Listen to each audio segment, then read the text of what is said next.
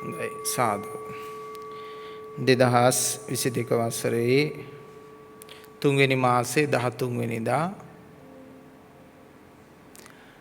භාවනා වැඩසටහන ශ්‍රද්ධාවන්ත ගුණගරුක වාසනාවන්ත පින්වත්නි අප ඉදිරියේ සිටින පින්වතුන් මෙන්ම අන්තර්ජාලය ඔස්සේ සහසම්බන්ධ වෙන දයාබර පින්වතුනි කාරුණික පින්වතුනි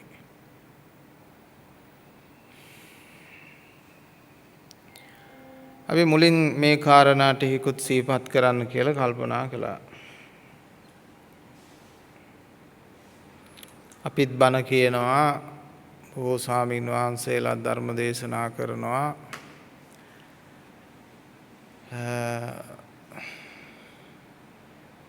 නමුත් අපේ බලාපොරොත්තුව ප්‍රතිඵලය අරමුණු කොහොමද කියලා අපි බලන්න ඕන. පරමාර්ථය වුණොත් ගුවන් විදුලි අවකාශයක් සම්පූර්ණ කරන්න. සායනාස කෙනෙක් ගුවන් විදුලි අවකාශය සම්පූර්ණ කරන්න බණ කියනවා. ඒ කියන්නේ පැය සම්පූර්ණ කරන්න බණ කියනවා. ඒක හොඳට අහගන්න බොහොම වැදගත් කාරණයක්.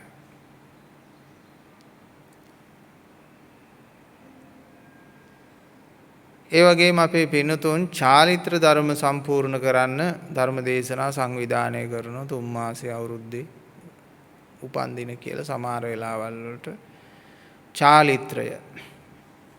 චාරිත්‍ර ධර්මය සම්පූර්ණ කරන්න අරමුණින් ස්වාමීන් වහන්සේ බණ කියනවා. චාරිත්‍ර ධර්මය ඉවර කිරීමේ අදහසින් බණ අහනවා. YouTube නාලිකාවල් වල එහෙම ධර්ම දේශනා ධර්ම සාකච්ඡා වැඩසටහන් නොයෙකුත් මහත්වරු නිර්මාණය කරගෙන හදාගෙන සමහරලාට බොහෝ දෙනා කරනවා. අපිත් මේ කරනවා. අපිත් මේකේ පරමාර්ථය බවට පත් කර ගන්නවා නම් යම් කිසි කෙනෙක් පරමාර්ථයට පත් කර ගන්නවා නම් views ගැනීමේ පරමාර්ථය subscribe කර ගැනීමේ පරමාර්ථය ප්‍රචාරය වීමේ පරමාර්ථය මුල් කරගෙන දේශනාව පැවැත්වෙනවා.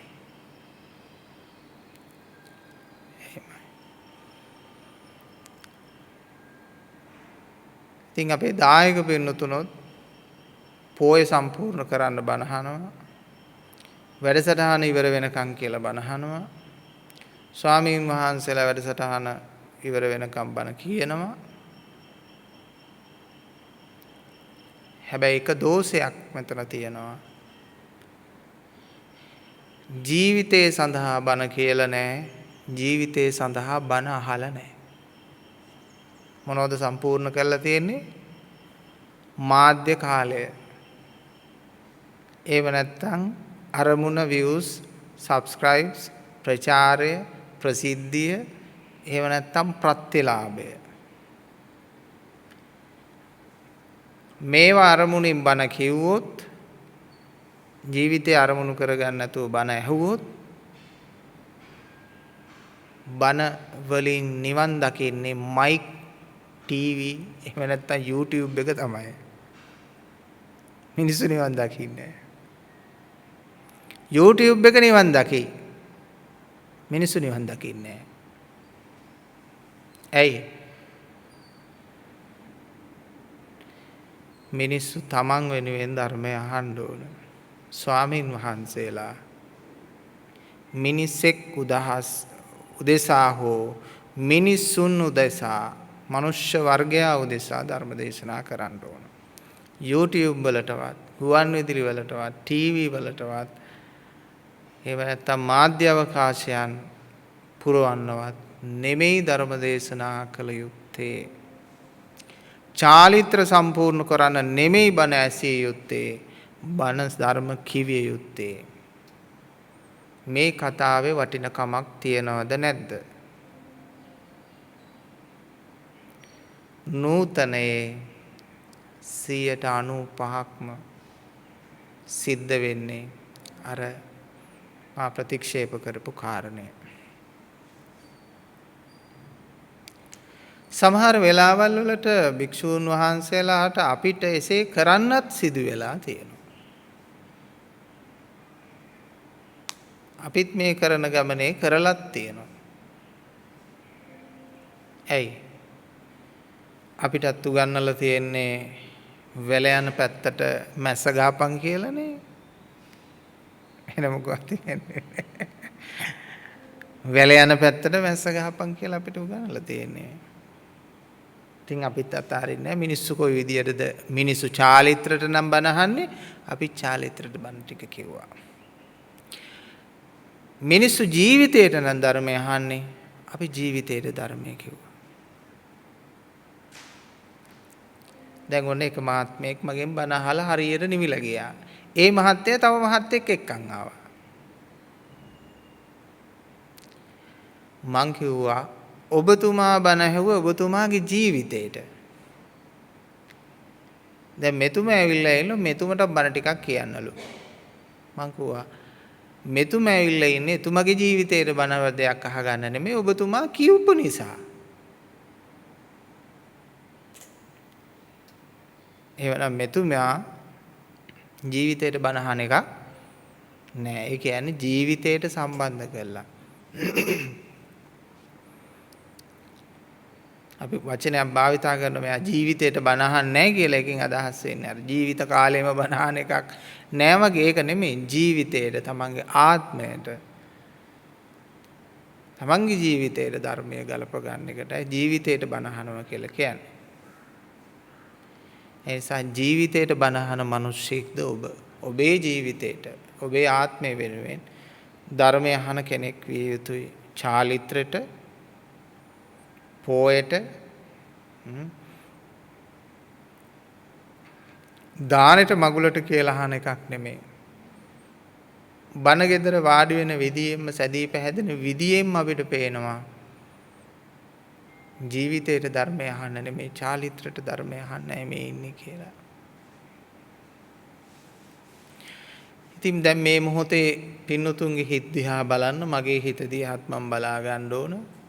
මගේත් පරමාර්ථය මොකද්ද පින්නතුන්ට ධර්මයේ දේශනා කරන? ඔබෙත් පරමාර්ථය මොකද්ද ධර්මයේ අහන කියලා දැන් සුද්ධ කරගන්න. ආමුදුරු හරි විදිය කිව්වනේ මොකද්ද අහන්න ඕන? ජීවිතේට බණ කියන්න ඕන, ජීවිතේට බණ අහන්න ඕන.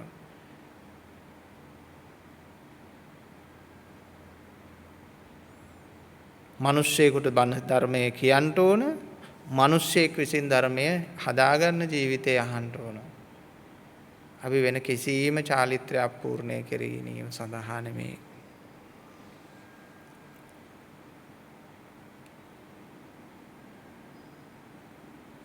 අරමුණ පරමාර්ථය වැදගත් වෙන්න ඕන. මේක ප්‍රසිද්ධිය සඳහා, views සඳහා, subscribe සඳහා, ප්‍රචාරය සඳහා එහෙමත් නෙමෙයි. මිනිස්යාගේ ජීවිත අවබෝධය සඳහා ධර්මය දේශනා වෙන්න ඕන, ඇහෙන්න ඕන. මට විතරක් නෙමෙයි සියලුම පාර්ශවයන් මේක තේරුම් ගනිත්වා කියලා මම ප්‍රාර්ථනා කරනවා.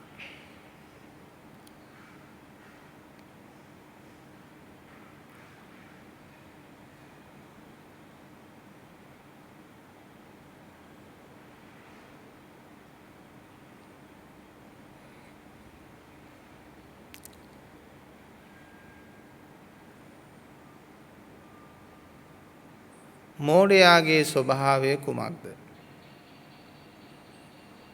මාහරි උගතා, මාහරි జగතා සිතනා මිනිසා මෝඩයෙකි.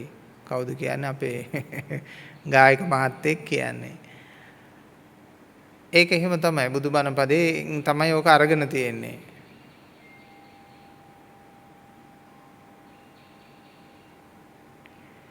ඔබේ මොලේ අවකාශයක් නැහැ ධර්මය ඉගෙන ගන්න.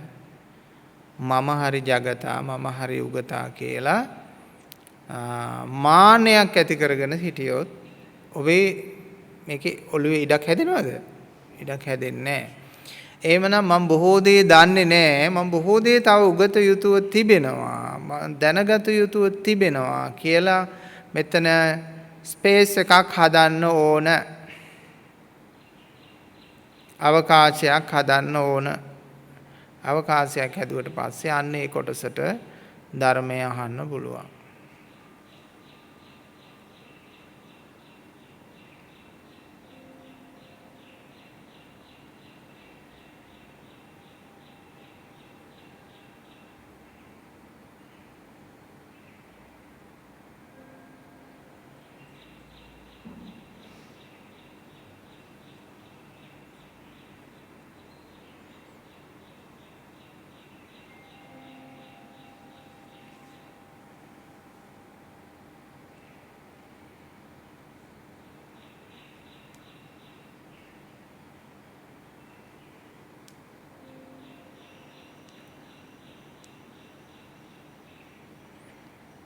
පින්නතුනි ජීවිතේ හරි වැරදි ගොඩාක් අඩු වෙන්න ඕන ධර්මයෙන් ඉස්සරහට යන්න නම් ඔළුව ඉතුරු කරගන්න නම්.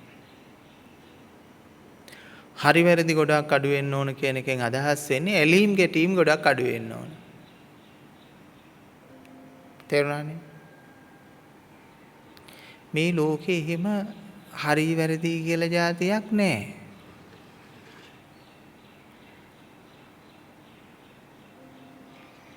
දැන් ඉංග්‍රීසි භාෂාවේ මේ දවස්වල අර ගහන එන්නතකට කියන නම එක රටක ශබ්ද කරන්නේ එක විදියක.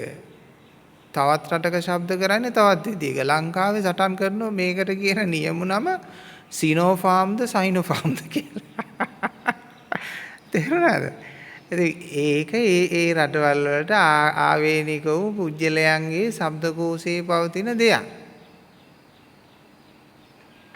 ඒ ගැන එච්චර වොරි වෙන්න එපා. සුද්ධටත් වඩා වොරි වෙනවා අපේ අයගේ මේ උච්චාරණේ එහෙම දෝෂට ගත්තොත් එහෙම සුද්ධ එච්චර කලබල වෙන්නේ නැහැ. ඌ හරි ශාන්තව අහනවා. අපේ අයට මේ ශබ්දය වුණොත් ඒක හරියට ශබ්ද කරේ නෑ ඒ ඉංග්‍රීසි වචනේ. එතන එස් අකුර කියවුන්නේ අරක ඉස්සුනා වැඩි මේක එස්සුනා වැඩි. ඒව තියාගන්න එපා. ඒවත් තමයි අපේ මෙමරි ලොස් වෙන්න තියෙන තවත් අවකාශ. ඇලීම් ගැටීම් වැඩි, තීරණ වැඩි. අපි ඉන්දියන්ස්ලා කතා කරන විදිය දැකලා මුකුත් කියන්නේ නැහැ නේ. ඒක ඒ ඉන්දියන්ස්ලාගේ ඇක්ෂන් එක කියලා ඒකට ඕකේ කියනවා.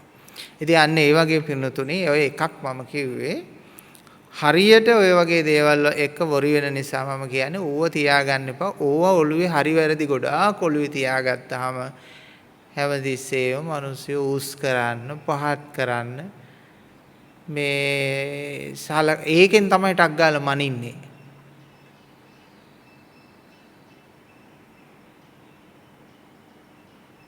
මිනුම් දඬු. ඉංග්‍රීසි පුළුවන් නම් වැල්ලේ එකා වුණක් කමන්නේ. ඌ හරි උගතා. බැරි නම් ඌ නූගතා කියලා එහෙම. ඒව මනින්නේ එහෙම සරල පටු න්‍යාම දේවල් තියාගන්න එපා. අතිකෝදු තියාගන්න එපා. සමහර කෙනෙක් ඉන්නව සරල දේ දන්නේ නැහැ. තේරුණා නේද? සරල දේ දන්නේ නැහැ. එයා දන්නේ මහා දේ. තේරුණාද? සමහර අය සරල දේ දන්නවා මහා දේ දන්නේ නැහැ. දැන් අපි මහා දේවල් දන්න අය පොල් සම්බෝල හදන්න දන්නවද? දන්නේ නැහැ. පොල් සම්බෝල හදන්න දන්න කෙනා සමහරලාට මහා දේ දන්නේ නැහැ. ඒක නිසා මිනුම් දඬු මිනුම් කෝතු පොඩ්ඩක් අයින් කරලා දාලා ඉන්න බලන්න හැමතිස්සෙම. එතකොට මේ ලෝකේ ගොඩාක් දේ ඔබට ඉගෙන ගන්න පුළුවන්. මහා දේවල් සරල විදියට ඊළඟට හිතන්න පුරුදු වෙන එකක් නැහැ. ඒ නිසා තථාගතයන්න් වහන්සේගේ ධර්මයේදී මේ බෝධිපාක්ෂික ධර්මවලදීත් පිටුතුනේ හරි අපූර්ව දෙයක් අපිට කියලා දීලා තියෙනවා.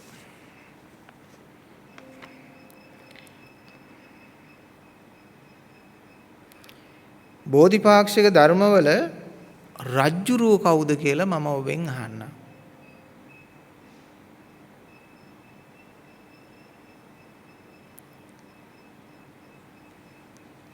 නේද?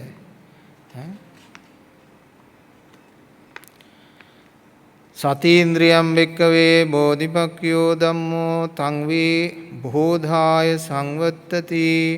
විරිය ඉන්ද්‍රියං බෝධිපක්ඛයෝ ධම්මෝ තං බෝධාය සංවත්තති.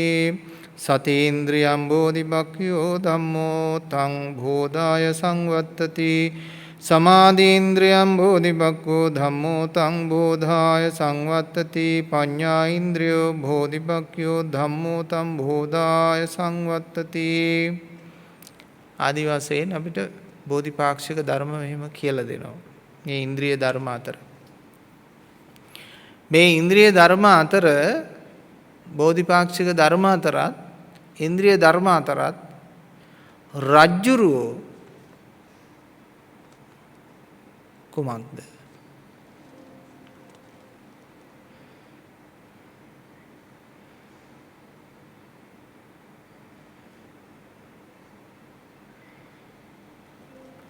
රජ්ජුරුවෝ තමයි පින්නතුනේ පඤ්ඤා ඉන්ද්‍රිය, ප්‍රඥා ඉන්ද්‍රිය. අනිත් අය කවුද? ඇමති මණ්ඩලය. තේරුණා නේද? දැන් බුදුරජාණන් වහන්සේගේ ධර්මයේ කාටද කියලා අහුවාමත් කිව්වේ පඤ්ඤාවන්තස්සයන් ධම්මෝ. එන ඉතින් කියන්න තිබුණේ අර අනිත් බෝධිපාක්ෂික ධර්මයක් කියලා නේද? ඈ සති ඉන්ද්‍රිය තියෙන අයට, විරි ඉන්ද්‍රිය තියෙන අයට, සමාධි ඉන්ද්‍රිය තියෙන අයට කියලා කියන්න තිබ්බනේ. එහෙම දේශනා කරේ නෑ. එහෙනම් රජ්ජුරුව කවුද? ප්‍රඥාව. ඒ නිසා ඔබට ප්‍රඥාව තිබෙනවා. ඒ නිසා අපි ප්‍රඥාව මුල් කරගෙන තමයි ධර්ම දේශනා කරන්නේ. ප්‍රඥාවන්තයන්ටයි ධර්මයේ දේශනා කරන්නේ. ප්‍රඥාවන්තයෝ ධර්මය අහන්න ඕන. රජතුමා බණ අහන්න ඕන. රජතුමාට බණ ටික කියන්න ඕන.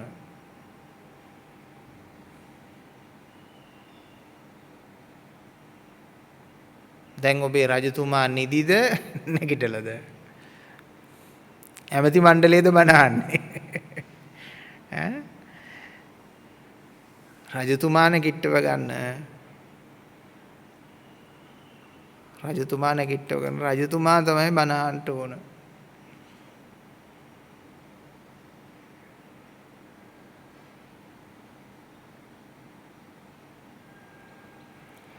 දැන් සමහර අයට සති ඉන්ද්‍රිය තියෙනවා. විරි ඉන්ද්‍රිය තියෙනවා. මොකද වෙන්නේ? රජ්ජුරුව නිදිනම් ප්‍රඥා ඉන්ද්‍රිය.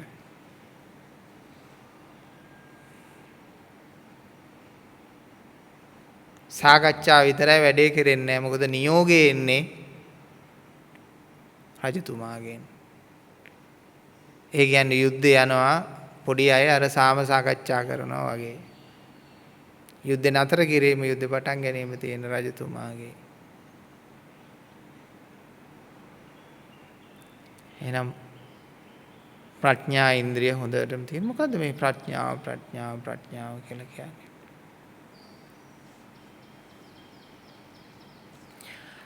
ප්‍රඥාවන්තය තමයි පින්නතුනේ යමක් ඇති දේ ඇති සැටියෙන් හඳුනන්නේත් නැති දේ නැති සැටියෙන් හඳුනන්නේ.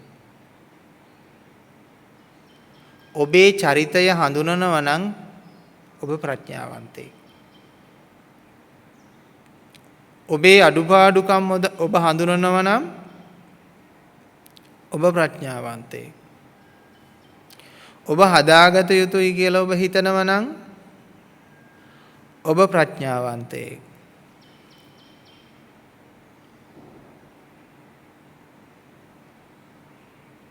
ඇති දේ ඇති විදියටත් නැති දේ නැති විදියටත් හඳුනා ගන්න ඕන.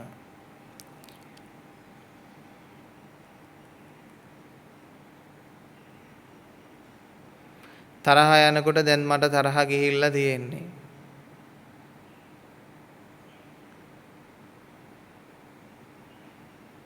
සමහරලාට අර මිනිස්සු පාවිච්චි කරනවා. ඒක නරක වචනයක් නෙමෙයි. නහුතෙට නැග්ගා කියලා. නහුතේ කියන්නේ ගණන් වල තියෙන කෙලවර. ඒ කියන්නේ ඉවසීමේ සීමාව ඉක්මවල ගිහිල්ලා මට නහුතෙට නැග්ගා කියලා වචනයක් පාවිච්චි කරනවා.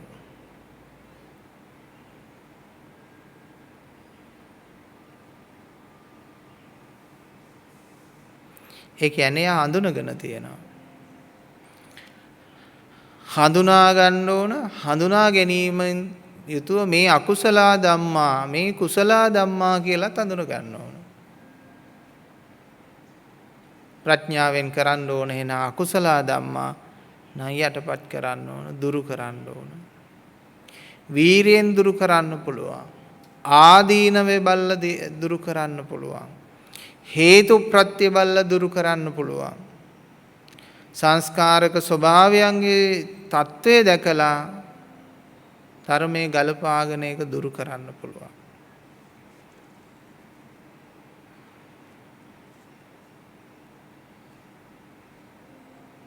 අකුසල රැස් වෙන්න ඉඩ තියන්න හොඳ නැහැ.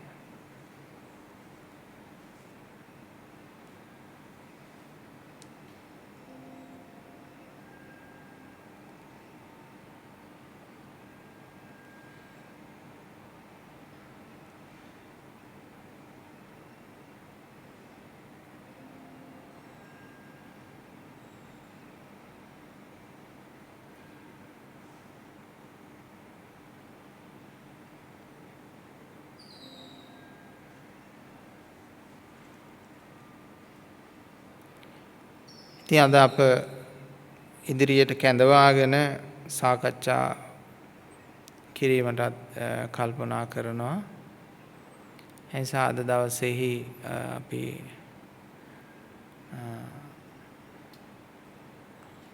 ආරාධනා කරනවා අද දායකත්වයේ දරන අපේ පින්වත් වෛද්‍යතුමියටම ඉස්සරහට එන්න කියලා.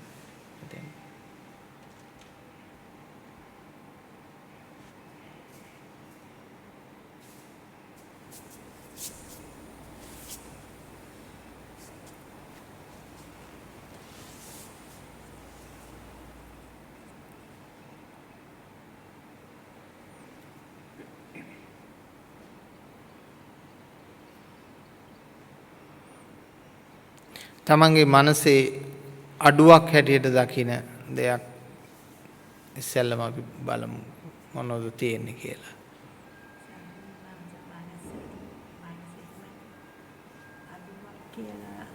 මනස සමාවෙන්න තියෙන බවකුත් දැනෙන්නේ නැති අවස්ථා තියෙනවා. මනස තියෙන බවක් දැනෙන්නේ නැති අවස්ථා තියෙනවා.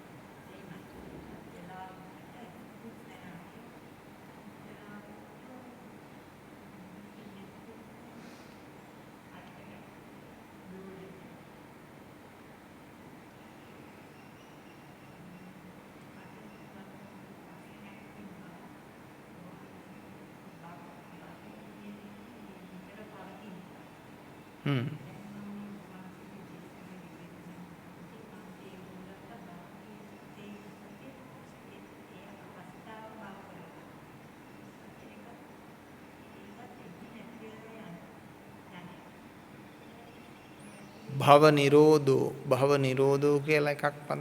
දැන් එතකොට භවය කියන එක අනාගතේ නම් ඒ භවයට වර්තමානයක් තියෙන්න ඕනනේ නේද? හරිනේ. එහෙනම් ඒ භවයටම අතීතයක් තියෙන්න ඕන. එහෙනම් භව නිරෝධය භවය මේ මොහොතේ තියෙන්න ඕනනේ නේ. භවයක් තියෙනවා නම් යමක් ඒ තියෙන ඕනම දෙයකට කාලත්‍රයක් තියෙනවා. ඒක ඊටාම වැදගත් ධර්ම කාරණයක්. ඔන්න බලන්න විශාල ධර්ම කාරණයක් සරල එක වචනයකින් ඉගෙන ගත්තා. මොකද තියෙනව නම් යමක් ඒ තියෙන ඕනෑම දෙයකට කුමක්ද තියෙන්නේ? අතීතයක් තියෙනවා, වර්තමානයක් තියෙනවා, අනාගතයක් තියෙනවා. තියෙනව නම් යමක් ඒ ඕනම දෙයකට මේක ගැලපෙනවා. චිත්තචෛතසික ධර්මයක් වෙන්න පුළුවන්. භෞතික සම්පත්තියක්, ගහක් කොළක් වැලක් දෙයක් වෙන්න පුළුවන්, භාණ්ඩයක් වෙන්න පුළුවන්, ඉරක් හඳක් තාරකාවක් වෙන්න පුළුවන්. මේ ඕනම දෙයකට තියෙනවා නම් ඒ දෙයට වර්තමානයක්ද අනාගතයක්ද අතීතයක්ද පවතිනවා. හරි. භව නිරෝධෝ. ඔව්.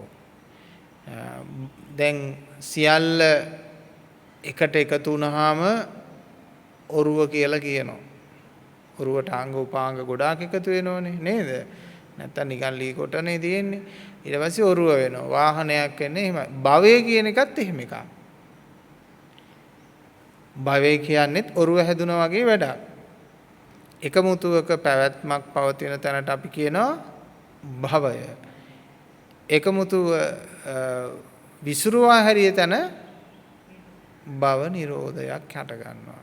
භව නිරෝධයක් හට ගන්නවා.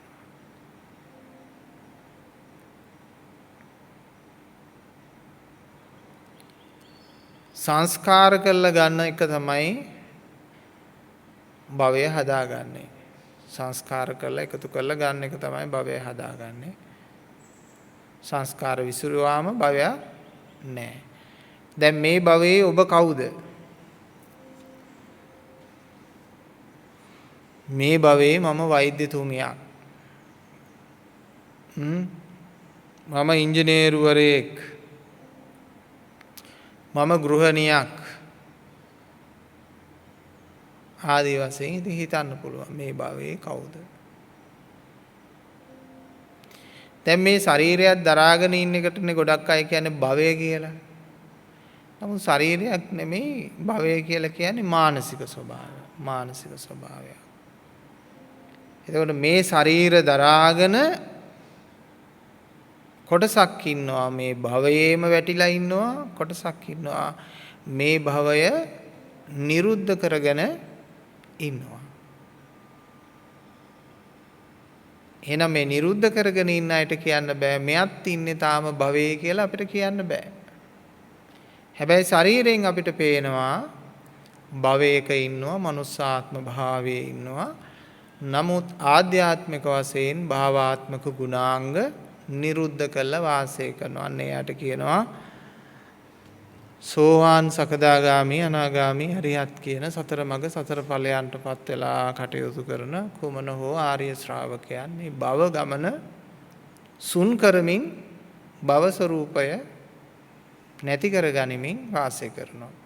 හරි සරලයි. ඉතින් මේ ධර්ම ප්‍රතිපදාව මොකක්ද කියලා අහුවොත් කියන්න තියෙන්නේ හැම මොහොතකම හැම තිස්සෙම හැම වෙලාවෙම පටිසෝත ගමනක ඉන්නවා. තේරුණානේ?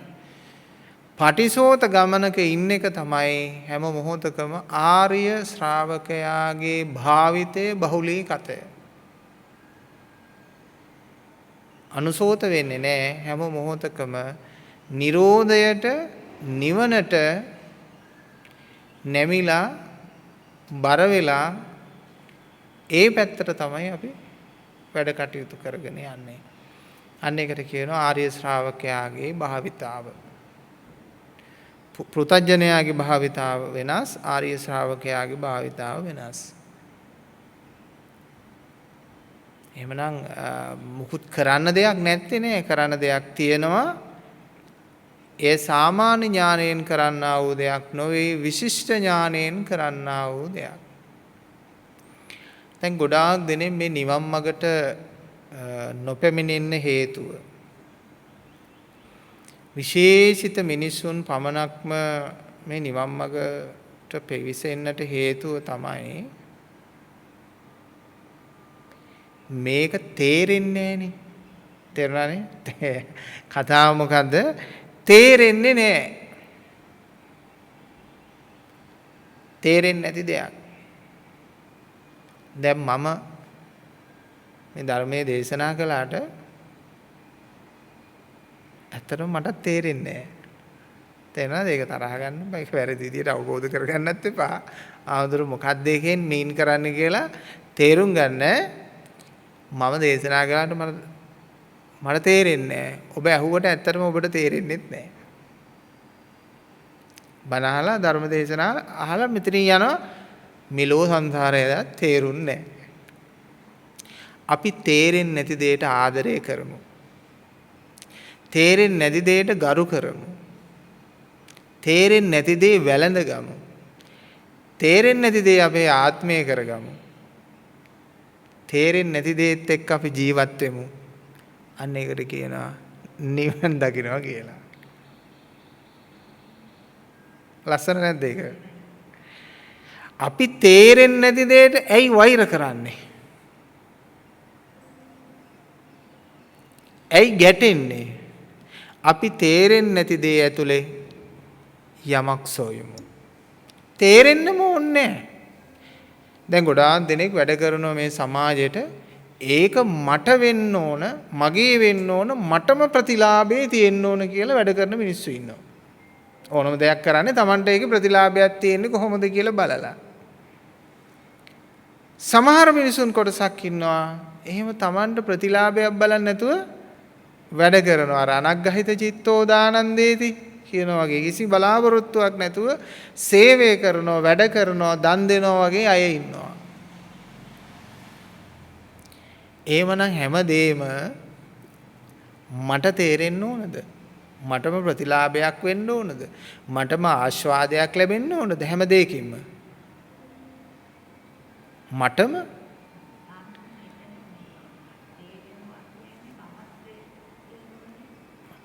තේරෙනවා කියන්නේ බෙදනවා කියන එක, තේරෙනවා කියන්නේ විඳිනවා කියන එක, තේරෙනවා කියලා කියන්නේ උපාදානය කරන එක, තේරෙනවා කියන්නේ සසරට භවයට වැටුණා කියන එක.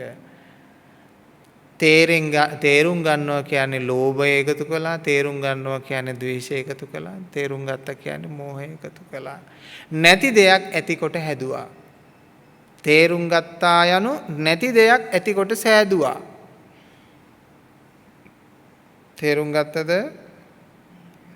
නෑ කියන්නේ. තේරුණාද? නැති දෙයක් ඇතිකොට සෑදුවා. තේරුම් ගත්තොත්. දැන් මේක දිහා තේරුම් අරගන්නකො මොකක් හරි එකක් තියලා මේක තේරුම් ගන්නකො. දැන් මේක අරගෙන මේක තේරුම් ගන්නකො. කොහොමද තේරුම් ගන්න උත්සාහ කරන්නේ? වටිනාකම කීයද? ඒකත් දැල්ලුව තේරෙන්නේ නැහැ. කාටද අයිති? මොකද්ද භාවිතය? එහෙමනම් අපි ඒ විදිහට තේරුමක් අවශ්‍යයි. නැහැ කියන එක නෙමෙයි මේ කියන්නේ. ඒක හැබැයි අදාළ වෙන්නේ ලෞකිකත්වයට. මොකද්ද කියන්නේ? ලෞකිකත්වයට. ඒක අදාළ වෙන්නේ ලෞකිකත්වයට. නමුත් අපි මේ හොයන්නේ මොකද්ද? ලෝකෝත්තරත්වයක්. ඒ නිසා ස්වාමින් වහන්සේ දේශනා කරන දේ ලෞකිකත්වයේ උදෙසා නොවේයි.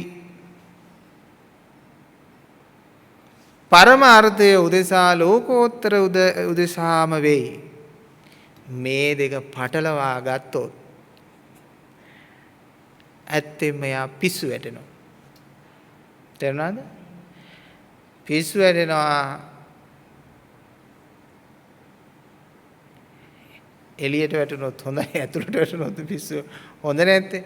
ඒ නිසා මිනිස්සයාට මේ දෙක තේරුම් ගන්න බැරි වුණොත්, පැටලුණොත්, ලෞකික පරමාර්ථ දෙක පටලවා ගත්තොත් සම්පූර්ණයෙන්ම යාගේ ඔළුව අවුල් වෙනවා. ඒ නිසා කරුණා කළා පරමාර්ථයේ උදෙසා වන ධර්මයේ පරමාර්ථ අධිචිත්තයෙන් අධිඥාණයෙන්ම තේරුම් ගන්න.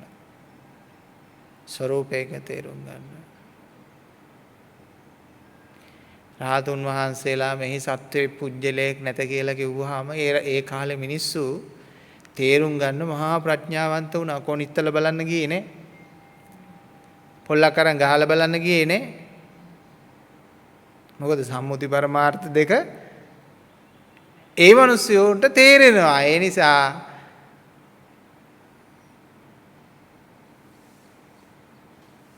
ඒ දෙක පටලවා ගත්තේ නෑ. අද නම් මොකද කරන්නේ? මෙයාට සත්වයේ පුජ්‍යලයක් නැහැ කියලා කිව්ව කොනිත්තල බලන්න යනවා. මෙයාට සත්ව පුජ්‍යලලා ඉන්නවද බලන්න. ඇයි ඒ? ප්‍රඥාහීන භාවය නිසා. ප්‍රඥාහීන භාවය නිසා. පළාතේ ඉන්න මේ ලෝභම මිනිස්සෙක් දවසක්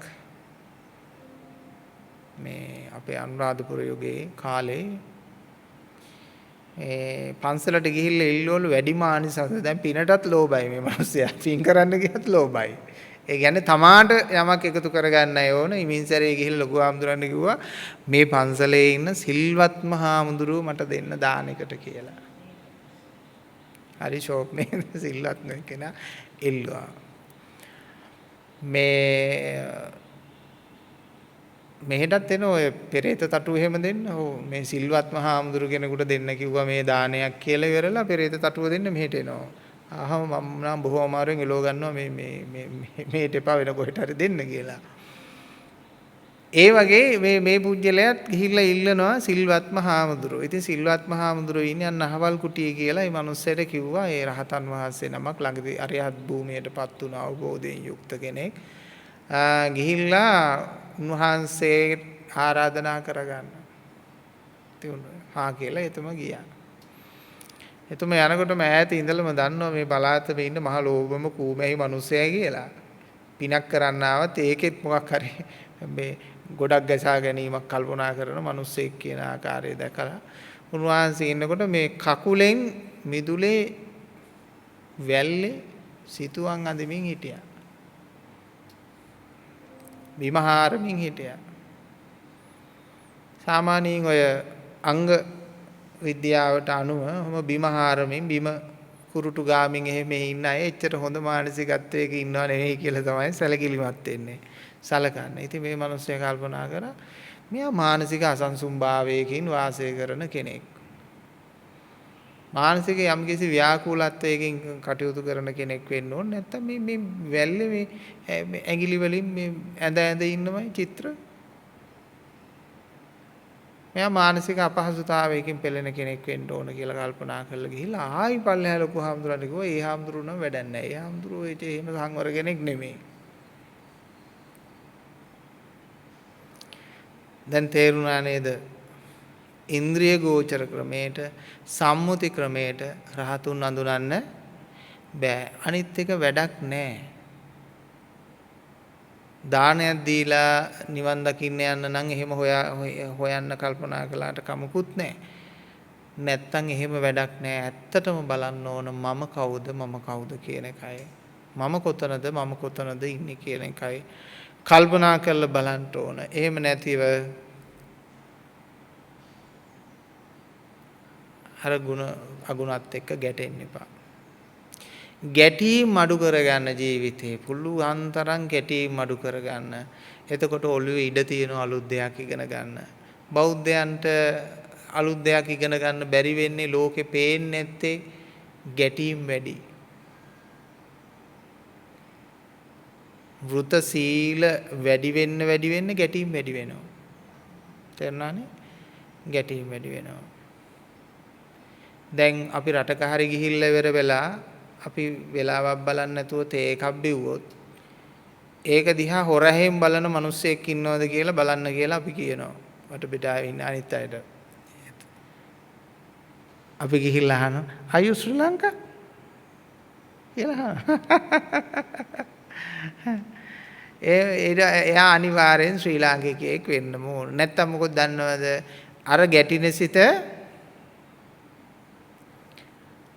මේ වෙන කෙනෙකුට එන්නේ නැහැ. එයාගේ මේ ළඟ වාඩිලා හිටියත් එයාක බලාගෙන තේක බොනවා. එයා දන්නේ අපිට කොයි වෙලාවෙ තේ බොන්න පුළුවන්ද කොයි වෙලාවෙ තේ බොන්න බැරිද කියලා දන්නේ නැහැ. අර ශ්‍රී ලාංකිකයා තමයි විතරමයි ඕක දන්නේ. එහෙමනම් එයාට නේද ගැටීම හදාගෙන තියෙන්නේ. බුදුහාමුදුරුවෝ ගැටීම් හදාගන්න කියන්නේ නැහැ. මං නම් කිසිම දෙයක් එක්ක ගැටෙන්නේ නැහැ.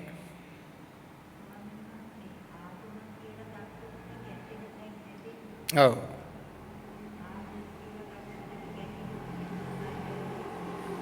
ආගම ගත්තොත්, ජාතිය ගත්තොත්, කුලය ගත්තොත්, ගෝත්‍රය ගත්තොත්, වර්ගය ගත්තොත් ඒවා ගැටීම් වලට හේතු වෙනවා. ඒ කිසි දෙයක් ගන්න හොඳ නැහැ.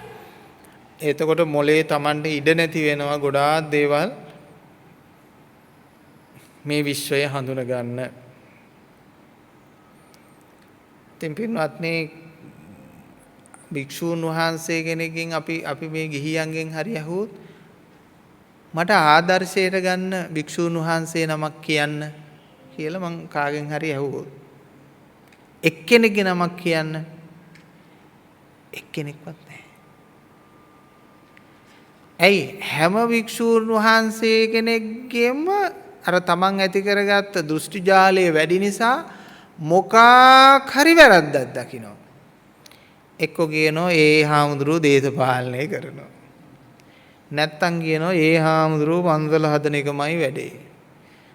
එක්ක ඔය හාමුදුරුවෝ ගෝලියෝ හදන එකමයි වැඩේ. එක්ක ඔය හාමුදුරුවෝ සල්ලි පස්සේ යන එකමයි වැඩේ. එක්ක ඔය හාමුදුරුවෝ කීර්ති ප්‍රශංසා පස්සේ යන්න ඔය ප්‍රසිද්ධ වෙන්න යන එකමයි වැඩේ. මොකක් හරි දෝෂයක් නේද? මොකක් හරි දෝෂයක්. නැත්තම් අතීත දෝෂයක් හරි අරගෙන කියන මට කියන්නකෝ අපේ දායකයෝ අනේ අහවල් හාමුදුරුවෝ හොඳයි කියලා. පුදුමේ කියන්නේ නේ. අන්න අහවල් හාමුදුරුවෝ ආදර්ශයට ගන්න. අන්න අහවල් හාමුදුරුවෝ හොඳයි කියලා කියන්නේ. හැබැයි දවසක් මිනිස්සෙක් මට මාවම ආදර්ශයට ගන්න කිව්වා. තේරුණා නේද? දැන් මම බස් එකේ වඩිනවා. බස් එකේ වඩිනකොට කියනවා ඊයේ රෑ බණක් කිව්වා ගුවන් විදුලියේ ස්වාමීන් වහන්සේ නියම බණක්. මං ජීවිතේට අහලා නැහැ ඒ වගේ බණක්.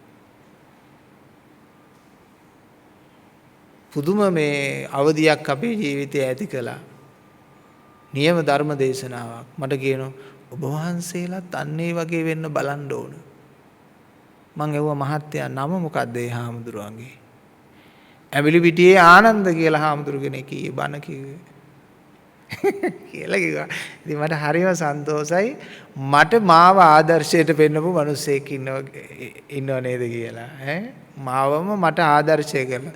මම ටික වෙලාවක් ඉතින් hina වෙලා ඉඳලා කිව්වා ඒ මම තමයි. වෙන්න බෑ. ඒ මම තමයි. එහෙම දෙයක් ඉතින් ජීවිතේට කලාතුරකින් ලැබෙන අත්දැකීමක් නේ කෙනෙකුට ලැබෙන. ඔව්.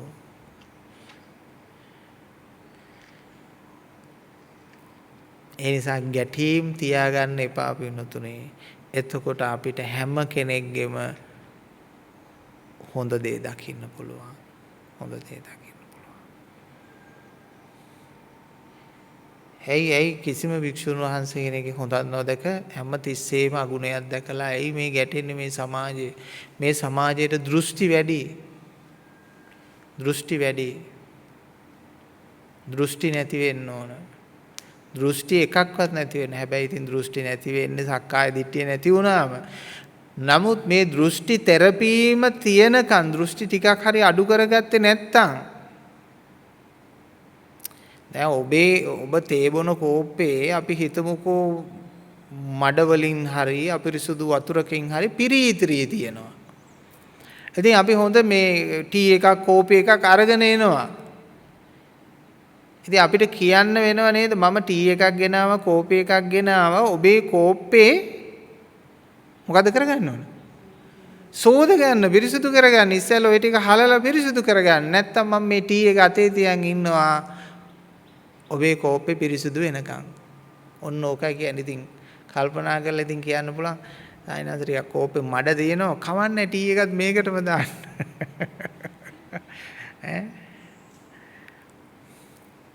ඒක එතකොට රසවත් නෑ බොන්නේ. ඉස්සෙල්ලා කෝප්පේ සුද්ධ කරගන්න ඕනේ. ඒ නිසා ඔබට දෘෂ්ටි තිබුණයි කියලා මට කමක් නෑ.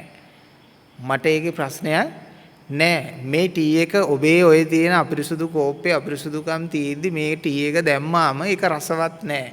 ඒක බොන්න බැරි වෙනවනේ.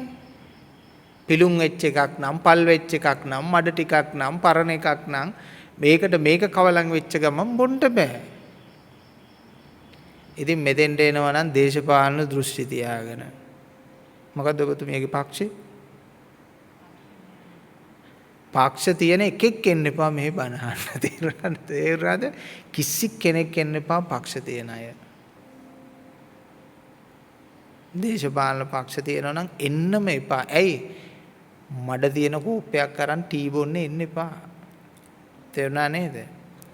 ඒ විතරක් නෙමෙයි මොන ආගමේ වුණත් කමන්නේ ආගම් වාදේ නැතුව ආගම් උපාදානේ නැතුව මිනිස්සෙක් හැටියට මෙතෙන්ට එන්න ඕන.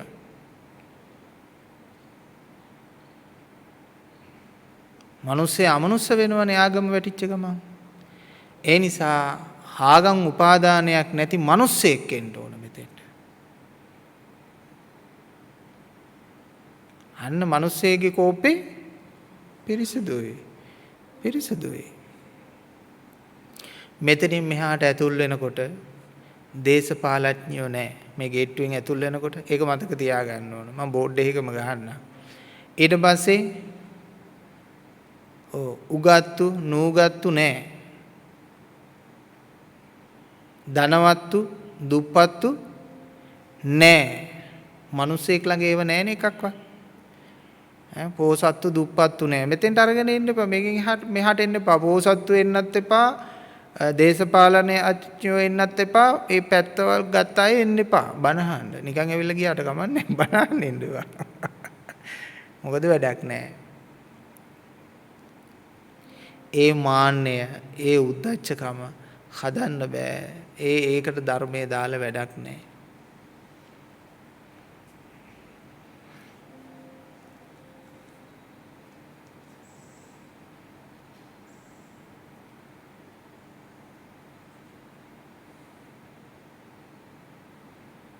කිසිවෙක් නොවී ඉන්න.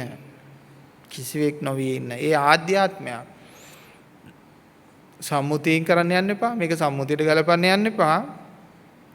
සම්මුතියේ ඒ විදියට ඉන්න කමක් නැහැ. මේ ගැඹුරු ආධ්‍යාත්මය තුළ මේ කිසිවක් නැති විය යුතුයි. හිත ඇතුලේ මේ කිසිවක් නැති විය යුතුයි. තේරුණාද? මෙතනින් බණ ඇවිල්ලා ගිහිල්ලා ආයේ ඒ වෘත්තියේ ඒ දේ ඒ ස්වභාවයෙන් සම්මුතිය කරනවා. නමුත් ඒකේ තියෙන මාන්නය, ඒකේ තියෙන උද්දච්චකම, ඒකේ තියෙන අකුසල කර්මය, ඒකේ තියෙන ගැටීම් එයා තුල නැහැ. පුහු කම නිසානේ, පුහු දේ නිසානේ මිනිස්සු ගැටෙන්නේ. පුහු දේ නිසානේ ගැටෙන්නේ. පුහු දේවල් වල වටිනාකම් ප්‍රමාණයනේ ගැටෙන්නේ.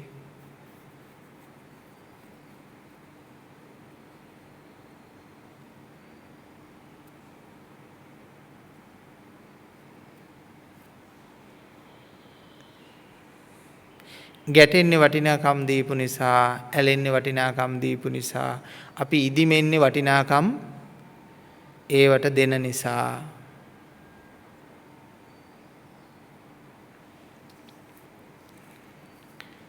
දැන් අපි වටිනාකම් දීලා තියෙන දේවල් එක්ක බලනකොට රටවල් වල විනාශ වෙන දේවල් එක්ක ගලපලා බලන්න මොනවද තියෙන්නේ? රටක් හැටියට ගත්තත්, මිනිස්සෙක් හැටියට ගත්තත් අපිට තියෙන අපි මේ බොහෝම පුහු දෙයකට නේද මේ මහා විශාල වටිනාකමක් දීලා තියෙන්නේ කියලා කල්පනා කරලා බලන්න ඕනේ. නෙමෙයි ආදීනව සංඥාවක් ඒක. ආදීනවේ බැලීමක්. බැලුවාම තේරෙනවා මේ ඊටාම ස්වල්ප දෙයකට මේ වටිනාකමක් දීලා තියෙන්නේ. මේක වැඩක් නැහැ. අපිට දෙනවා ජීවිතේට වටිනාකම් දෙනවා. ඥාතීන්ට වටිනාකම් දෙනවා. ගෝත්‍රයට වටිනාකම් දෙනවා. හරි හම්බ කරපු දේවල් වලට වටිනාකම් දෙනවා. දැන් හරි හම්බ කරපු දේවල් වලට වටිනාකමක් දීලා හිටියොත් එහෙනම් මොකද වෙන්නේ? වත්ත පිටියට ගේ දොරට. ගෙට ආසා කෙනා හෙවත් ගෙවලයා බවට පත් වෙනවා. මරණින් පස්සේ අපි අහලා තියෙනවනේ නේ ගෙවල් වල ඉන්නවා කියලා. ඔව්. ගෙට ලොල් කරන හේයින් ගෙවලයා කියලා කියනවා. ඒ නිසා ඔබේ මනස කොහේ හරි ලොල් කරනවද දේවල් වලට? ඇවිල්ලා තියෙනවද කියලා බලන්න. ඇවිල්ලා නැත්තම් ඒ පිළිබඳව වේදනාවක් ඔබට නැහැ. විකුණපු වාහන අපිට වේදනා දෙන්නේ නැහනේ. වේදනා දෙනවද? විකුණපු වාහන අපි පාවිච්චි කරලා විකුණපු වාහන අපිට වේදනා නොදී.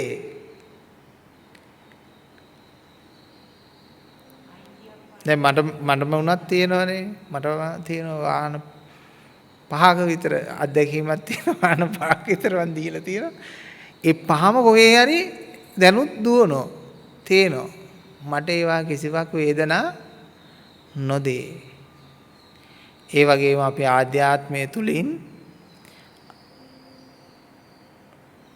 අතහැරියනම් ඒ කිසිවක් වේදනා නොදේ. හැබැයි කොහොමද අතහරින්නේ? මෙහි පවතින්නේ සංඥාවක් විතරයි. ඒ සංඥාව මිරිඟුවක්. ඒ සංඥාව මායාවක්. ඒ සංඥාව මෝහයක්. ඒ සංඥාව අවිද්‍යාවක්. මම චිත්‍රපටයක් බලමින් අඬනවා hina වෙනවා වැන්නේකි. කවුරු වගේද? චිත්‍රපටයක් බලමින් අඬනවා hina වෙනවා බය වෙනවා වැන්නේකි කියලා කල්පනා කරලා මේ ගැඹුරු ආධ්‍යාත්මික සිත සූපත් කරන්න ඕන.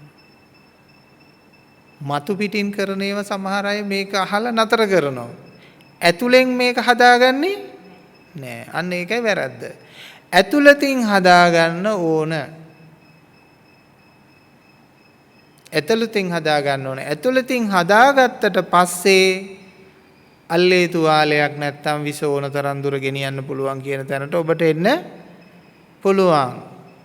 ඒක ලොකු ගැඹුරු කතාවක්. ඒ නිසා ආධ්‍යාත්මය තුලින්ම සක්කාය කියන ස්වභාවය සකස් කරනවා කියන ස්වභාවය අයින් කරලා දාන්න ඕන. සක්කාය නැත්තම් එයා මිනිසෙක්, දෙවියෙක්, බ්‍රහ්මයෙක්, ජාතියක්, ගෝත්‍රයක්, වර්ගයක්, පක්ෂයක්, පාටයක් තියෙන කෙනෙක් නෙවෙයි. සක්කාය නැත්තම් එයාට පක්ෂයක්, පාටයක් මොකක්වත් නැහැ. ගෝත්‍රයක්, වර්ගයක් නැහැ පින්නතුනි.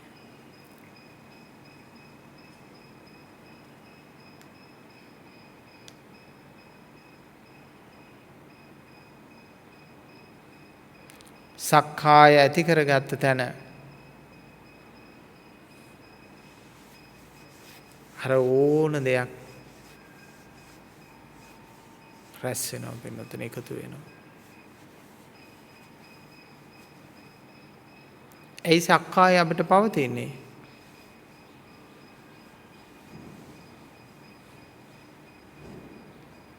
කුමන හෝ සංඥාවක පැටලී සිටින නිසා. සක්කාය හැදෙන්නේ, සක්කාය පවතින්නේ, සක්කායට ජීවය ලබා දෙන්නේ කුමන හෝ සංඥාවක්.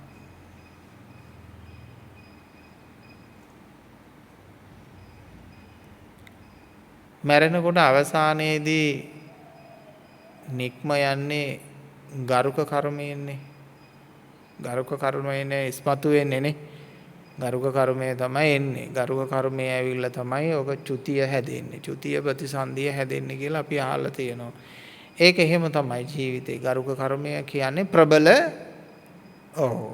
කර්මය. පිනතුනේ නිවන් දකින්නකොටත් අවසාන මොහොතේ ගිලිහෙන්නේ, කැඩෙන්නේ, බිඳෙන්නේ මොකක්ද? ගරුක කර්මය. හදින්ම අල්ලගත්ත එක. අවසානයේ ඉතුරු වෙන්නේ එහෙමයි. සමහර අයගේ අවසාන ගර්භ කර්මයේදී මිදිච්ච අයගේ මම කතා කීපයක් කියන්න.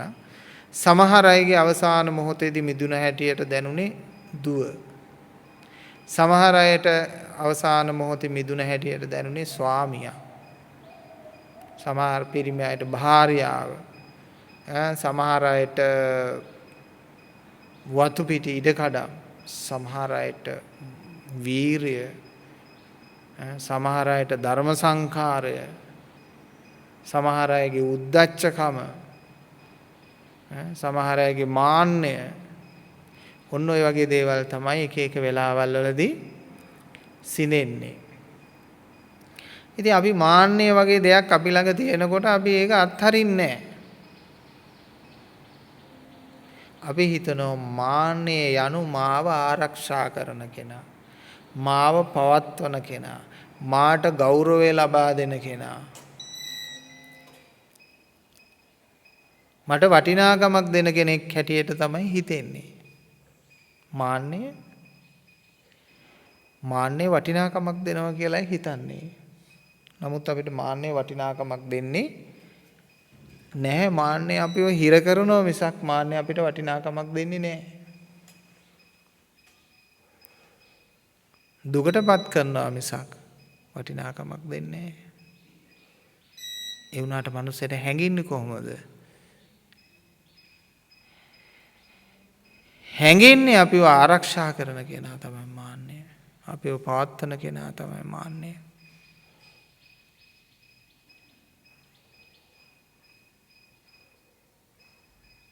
දැන් මේක තේරුම් ගත්තොත් පැන ගන්න අපිට පුළුවන්.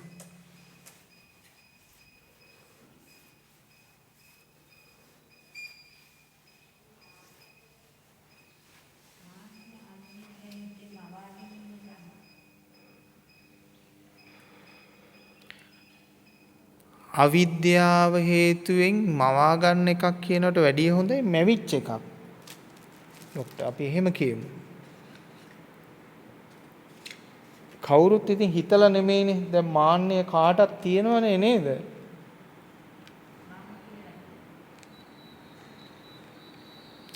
දැන් කෙනෙක් හිතනවා මම නෙමෙයි කියලා. ඒත් මාන්නය. ඒ මාන්නය මම නොවේ කිව්වත් මාන්නය, මමයි කිව්වත් මාන්නය. මම මේවට ආස නැහැ කිව්වත් මාන්නය, මේවට මම ආසයි කිව්වත් මාන්නය. අතහරින්න පුළුවන් මාන්නයෙන්. අපි හිතනවා රැස් කිරීම පමණයි මාන්නයට එකතු වෙන්නේ කියලා. අතහැරීම තුල මාන්නය එකතු වෙනවා. පින් කිරීම තුල මාන්නය එකතු වෙනවා.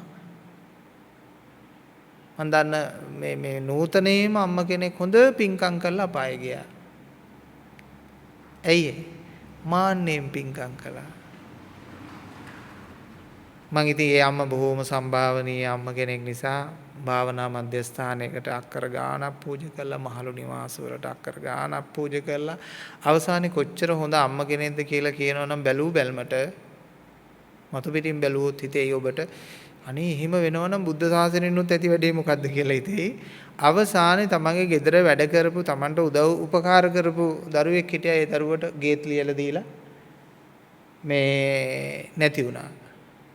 හැබැයි අපායට ගියා. අපායට ගියයි කියන එක දැනගත්තේ ඔය ගේ වටපිටාවෙම සැරිසරනකොට, එක එක ගඳවල් එනකොට, හට්ටි මුට්ටි එහෙම යනකොට, තමන්ගේ තියෙන එක එක දේවල් චලනය වෙනකොට, ඉතින් ඇඟේ හීතලට මොනවාරි වදිනකොට බලනෝනේ මේ ගෙදර කවුද ඉන්නේ නේද? මොකද කියලා අන්න එතකොට අහු වෙනවා. ඉතින් ඒ ශාස්ත්‍රීය ක්‍රම අපි හිතමුකෝ එක්කෙනෙක් බොරුවක් කිව්වා කියලා දෙන්න තුන් දෙනෙක් හතර පහ දෙනෙක් බලද්දිත් එකම කතාව කියනකොට පිළිගන්න සිද්ධ වෙනවා. ඒ වගේම එතෙන්ට ගිහිල්ලා බැලුවාම යම් යම් දේවල් හේතුන් තියෙනවා. ඉතින් මම ඒ අම්මව දැක්කා. දැකලා හම්බෙලා කතා කරපු වෙලාවකත් මම කිව්වා අම්මා එන්නකෝ අපේ භාවනා වැඩසටහනකට එහෙම ඔය විවේක වෙලාවකට. මොකටද එහෙම යන්නේ? මේ ළඟ එකක් තියෙන අපිම හදපු එකක්. ඒකට යන්න පුළුවන්. එහෙනම් කවන්නේ හොඳයි. ඒකට යන්න. ඉතින් ගිහලා මම බොහොම අමාරුවෙන් බේරලා තා පොඩ්ඩේ මගේ ඔළුව කෑවොත් එහෙම. මං ගාව ඉතින් කොහෙත් එකයි කවන්නේ යන්න කියලා මං ආවා. දැන් මෙහෙට ආවනම් පොඩ්ඩක් හරි තටු කඩනවනේ. අපිට බැන බැන යන්න හරි අපි තටු කඩලා හදන ටිකක්. අඩුමතරමේ මනුසාත්මයකටවත් ආයි යන්න. කොහෙද තටු කඩාගත්තේ නැහැ. මාන්නෙන් පිංකම් කළා අවසානයේ අර ගෙවලෙක් බවට පත් වෙලා, ප්‍රේතෙක් බවට පත් වෙලා ඉන්නවා. මම තමයි මේවා කළේ. මම මෙහෙම භාවනා මධ්‍යස්ථානයක් හදලා තියෙනවා. මම මෙහෙම මේ මහලු නිවාස හදලා තියෙනවා. මම මෙහෙම කියලා මෙහෙම ඉදිමිනවා. මෙහෙම ලොකු වෙනවා. මම ඔක්කොම කරලා තියෙන්නේ කියලා. ඔය ඉන්නව නේද භාවනා මධ්‍යස්ථානවල සභාපතිලා, ලේකම්ලා. අපච්චි හරි භයානකයි. ළඟින් යන්න බෑ. රශ්මි ධාරාවට අහුනොත් පිච්චිලා මැරෙනවා. හරි අමාරුයි. ඊට පස්සේ ලොකු හාමුදුරුවෝ ඔක්කොටම වඩා හපන්. හපෝ මේ සමාජයේ ලොකුකමට ඉන්න නම්, ජේෂ්ඨකමට ඉන්න නම් එහෙම බුම්මගෙන පුප්පගෙන ලොකුකම පෙන්නගෙන මගේ කියලා හැම තිස්සෙම අනිත් අයට හැඟෙන විදියට ඇත්තෙන්ම ඉන්න ඕන. හේත් වැඩක් නැහැ. පුතඥයාගෙන් ලැබෙන, පුහුදුන් මිනිස්සයාගෙන් ලැබෙන පින්නතුනි කිසි දෙයක් වැඩක් නැහැ කියලා කල්පනා කරන්න. නින්දාත් වැඩක් නැහැ, ප්‍රශංසාත් වැඩක් නැහැ. මේ පුතඥ සමාජය අන්න අහවල් කෙනා ප්‍රශංසා කරොත් හොඳයි කියලා හිතනවද? මට හිතෙන්නේ නැහැ මේ අහවල් තනින් මට සම්මානයක් හම්බ වුණොත්. අහවල් ජනාධිපතිවරයා මට සම්මානයක් දුන්නොත්. අහවල් කෙනා මට දුන්නොත් මට ලොකුයි කියලා. වැඩක් නැහැ. අපේ ඔය ස්වාමින් වහන්සේලාට සම්මාන හම්බුනාම දැන් ඔය කිරින්දේ ධම්මානන්ද හාමුදුරන්ට මැලේසියාවේ රජයෙන් ලොකු සම්මානයක් දුන්නාම උන්වහන්සේ කියලා තියෙන පන්සලේ ගෙනල්ලා තියන්න කියලා. මට එන්න බෑ ඕවා ගන්න කියලා. ඈ ආනන්ද මෛත්‍රී නායක හාමුදුරන්ට සම්මානයක් දුන්නාම ඔය ඉඩ තියෙන වෙලාවක ගෙනල්ලා තියලා යන්න කිව්වලු. මට ඕවා ගෙනියන්න එන්න බෑ. මොකද උන්වහන්සේලාට සම්මාන දෙන්න කවුද? වැඩක් නැහැ. වැඩක් නැහැ. දැන් රජිනට සම්මාන දෙන්න යන්නේ නැහැ නේ කවුරුත් නේ. රජින වටේටම සම්මාන දෙනවා මිස. ඒ වගේ මේ රටේ මේ භික්ෂුන් වහන්සේලාට සම්මාන දෙන්න පුළුවන් කෙනෙක් නැහැ. උන්වහන්සේලා හිතයි. ඒ කියන්නේ උන්වහන්සේලාගේ තේරුම් අරගෙන ඉන්නවා. අපි තේරුම් අරගෙන ඉන්න ලෝකෙන් සම්මාන වැඩක් නැහැ. ඒකට හේතුව මාන්නය නිසා නෙමෙයි එතන තියෙන්නේ ජීවිතේ තේරුම් ගත්ත නිසා. අවබෝධය නිසා. අනිත් අය තියෙන්නේ මම ලෝකෙටම සම්මාන දෙනවා මට සම්මාන ඕනේ නැහැ කියන තැන. ඒ මාන්නය. මේකේ තියෙන වෙනම දෙයක්. අව්‍යාජ ලෙස තමන්ගේ හිත තේරුම් ගන්න කෙනෙක් තමයි හිත හදාගන්නේ. මේ ලෝකෙටම ව්‍යාජ කරනවට වඩා බරපතල ව්‍යාජය තමයි තමන්ට තමන් මුලා වුණොත් ව්‍යාජ කරගත්තොත් තමා තුළ අව්‍යාජ කෙනෙක් වෙන්න බලන්න. ලෝකෙටම ව්‍යාජ වෙන්න පුළුවන්. තමා තුළ අව්‍යාජ නොවෙන්න. දැන් මේ සමාජයට නම් ව්‍යාජය ඇරෙන්න වෙන දෙයක් රසවත් වෙන්නෙම නැහනේ. සත්‍ය තිත්තයිනේ. ව්‍යාජය තමයි ඕන. එහෙමද නැද්ද? ව්‍යාජයමයි ඕන. ව්‍යාජයමයි ඉල්ලන්නෙත් ඒ ව්‍යාජයම. ව්‍යාජය නොදුන්නොත් හොඳ නැහැ. ව්‍යාජ සංවරය ඕන. ව්‍යාජ හොඳ ඕන. ව්‍යාජ දේවල් වෙන්න ඕන, කියන්න ඕන, පොරොන්දු දෙන්න ඕන ව්‍යාජ. ව්‍යාජයට හරි රසවත්, හරි ආසයි ව්‍යාජයට.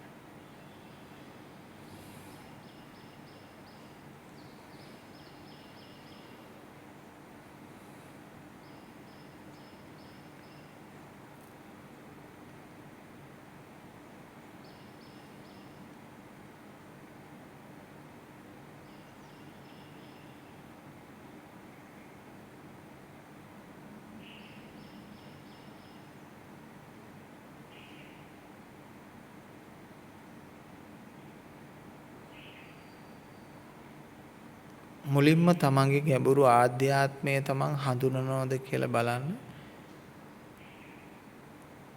විවෘතව නිහඬව සිටින්න. විශේෂණ පදයක් ඒක. විවෘතව නිහඬව සිටින්න.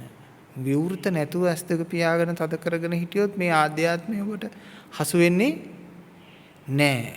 හොඳ විවෘත භාවයකින්. ඒ කියන්නේ ඕපන් මයින්ඩ් එකකින් ඉන්න ඕන.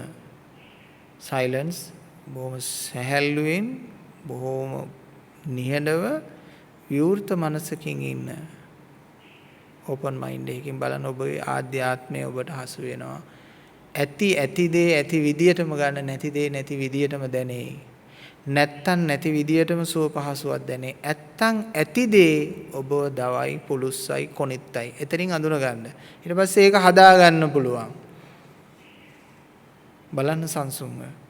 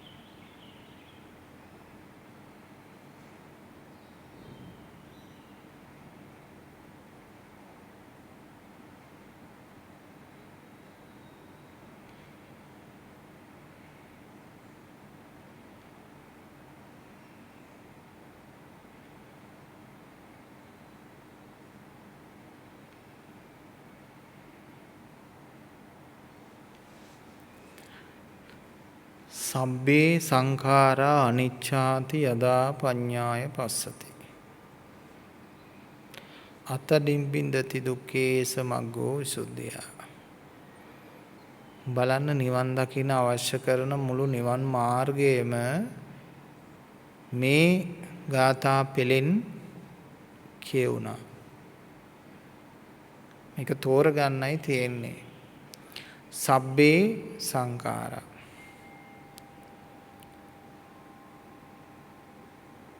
මේ වචනේ හරි පුළුල් වචනයක්. ලෞකික ලෝකයෙන් පැවතෙන ඉන්ද්‍රිය ගෝචර වන්නා වූ සබ්බ සකල මනාවටම පාවිච්චි කරන්න පුළුවන් වචනයක් තමයි මොකද්ද සබ්බේ සංඛාරා කියන වචනේ. ආනම්මනම් ඔය හිත් බෙද බෙදා ටොන් ගණන් ගොඩ ගහන්න ඕනේ. ඔබට හමු වෙන ඕනම දෙයක් මොනවද? සංඛාරයක්.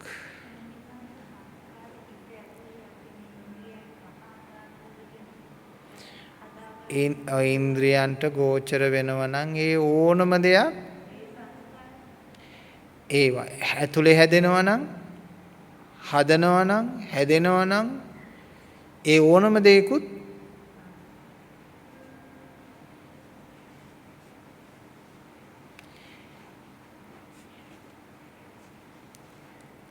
මොනවද මේ සංස්කාර කියන වචනේ තේරුම? හැමදේම අන්‍යමන්‍ය ප්‍රත්‍යයකින් පවතින දෙයක්. ඒ කියන්නේ එකිනෙකට බැඳීම් නිසා හටගත්ත දේවල් තියෙන්නේ. එකක් පැවතීමක් නෑ. දැන් පරමාණුවත් ඒකකයක් නෙමෙයි කියලා හොයා ගන්න ඕනේ. ඒකත් තව ප්‍රත්‍යයකින් පවතින එකක්. ඊට පස්සේ තව කාලයක් ගියාම ඒකත් තවත් ස්වභාවයන් වලට හඳුනා ගනීවි. පරමාණුවක් කියන්නේ ඉන්ද්‍රිය ගෝචර දෙයක් නෙවෙයිනේ නේ. ඉන්ද්‍රිය ගෝචර දෙයකට එහාට ගිහිලා ඉලෙක්ට්‍රොනික වලට ගෝචර වෙන තත්ත්වයක්.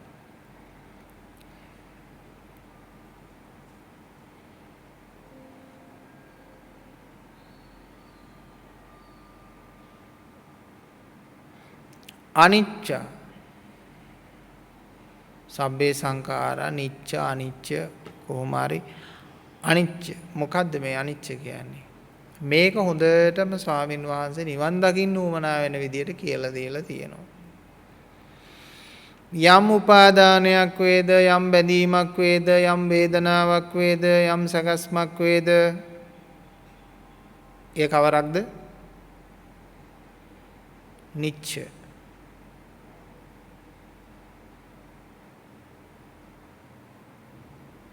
යම් තණ්හාවක් වේද, මානයක් වේද, ඇලීමක් වේද, ගැටීමක් වේද, සබ්බ සකල මනාවෙන් මොනවා හරි එකක් අල්ල ගන්නවා.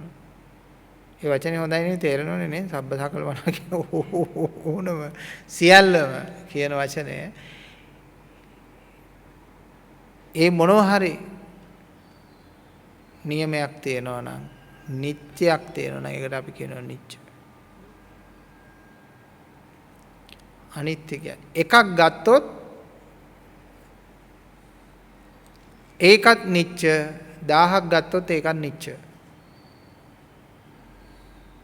අඹ මල්ලක් තියෙනවා, අඹ මල්ලෙන් එකක් ගත්තත් නිච්ච, අඹ මල්ලම ගත්තත් නිත්‍ය. සංසාරයෙන් එකක් ගත්තත් නිච්ච, මුළු සංසාරෙම ගත්තත් නිච්ච. උපාදාන වලින් එකක් ගත්තත් නිච්ච, උපාදාන සියල්ල ගත්තත් නිච්ච. සංඛාර වලින් එකක් ගත්තත් නිච්ච, සියල්ලම ගත්තත් නිච්ච. වචන වලින් එකක් ගත්තත් නිච්ච, සියල්ලම ගත්තත් නිච්ච.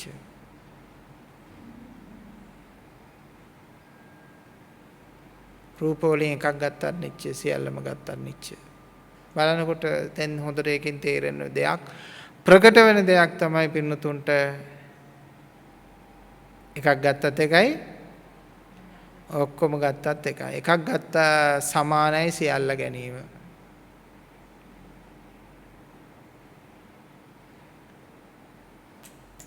එකක් ගැනීම සමානයි සියල්ල ගැනීම.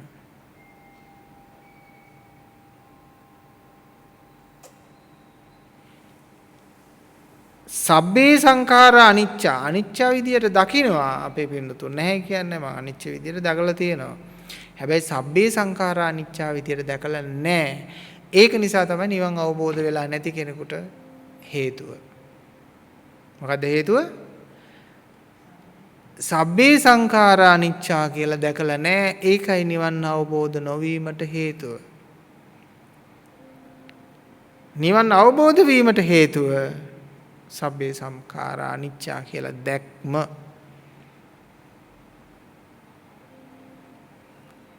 දැන් ඊළඟට තියෙන ප්‍රශ්නය තමයි අනිත්‍ය නිට්ටයක්ද? අනිත්‍ය නිට්ටයක්ද? කවදාවත් එහෙම කරගන්න එපා. අන්න එතෙන්දි පරිස්සම් වෙන්න ඕන තැන.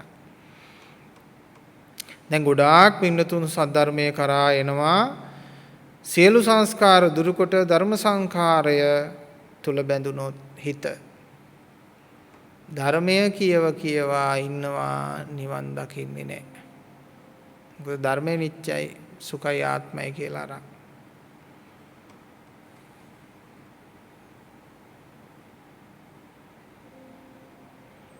ඒ නිසා අනිත්‍ය කියලා කියන්නේ තව නිර්වචනයකට ඉඩක් තියෙන තැනක් නෙමෙයි. අනිත්‍ය කියලා කියන්නේ තවත් සංස්කාරයක් හදන තැනක් නොවන බවට තමන්පත් කරගන්න ඕන තරම් ඉන්නව හදාගන්න අය. ඒක නොවන තැනට පින්නතුනේ පත් කරගන්න හදාගන්න අය ඉන්න ඕන තරම්. අනිත්‍යත් අනිත්‍යයි.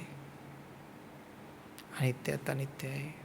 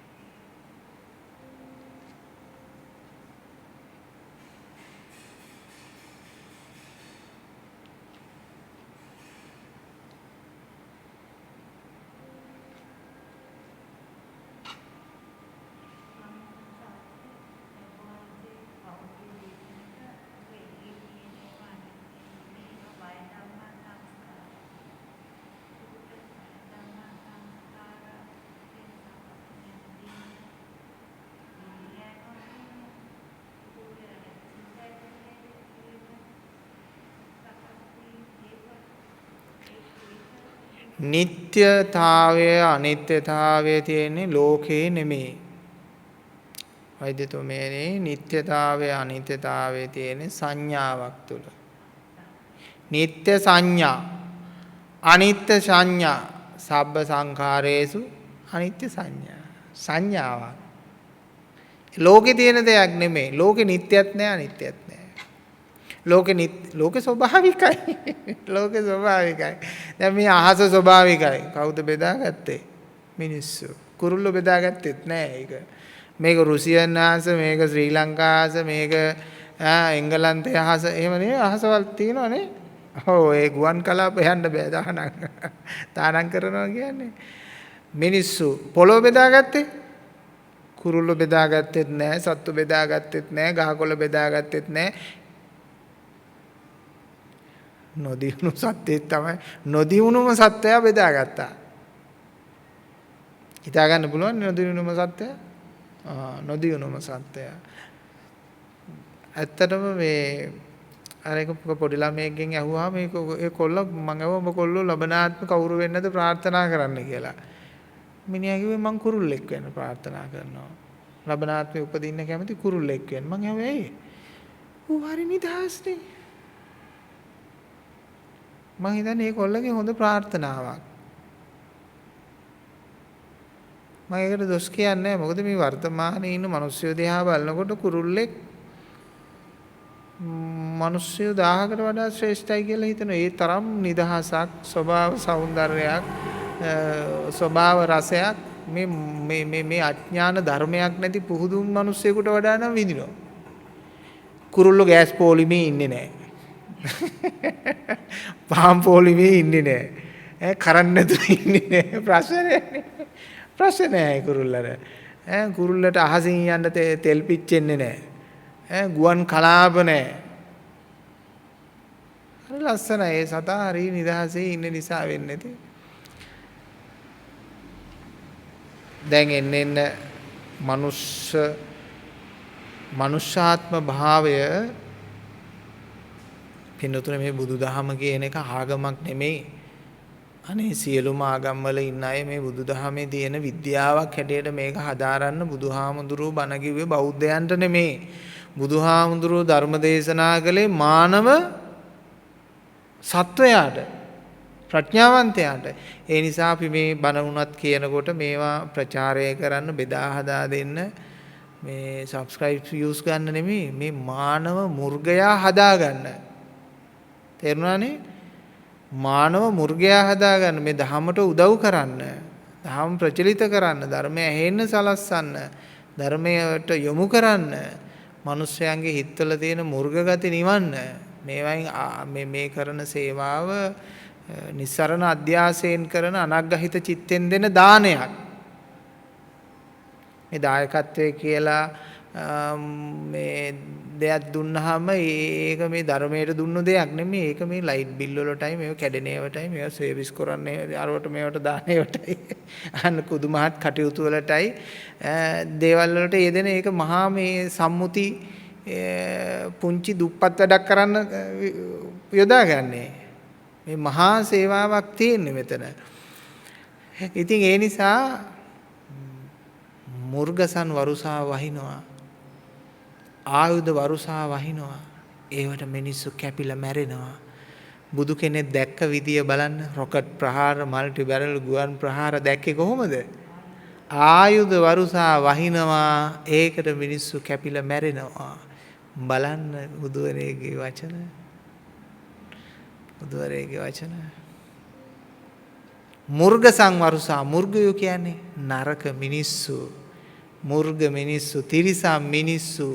අර කාල බෝම්බ ගහනවා, න්‍යෂ්ටික බෝම්බ ප්‍රහාර එල්ල කරනවා, රෝහල් වලටද, දරුවෝ ඉන්න තැන් වලටද, ජාතිවාදයෙන් ආගම්වාදයෙන් පොළොව බිම අල්ලගන්න දන නේද? කරුණා කළ මේ මිනිස්සුන්ට, දරුවන්ට ඇති මේ සම්පත්ම හොයන්න කියලා ලෝකෙ මේ යවන ගතිය මුළු ලෝකෙම නතර කරන්න ඕන. හොඳම සම්පත් තමයි ගුණධර්ම කියලා උගන්වන්න ඕන.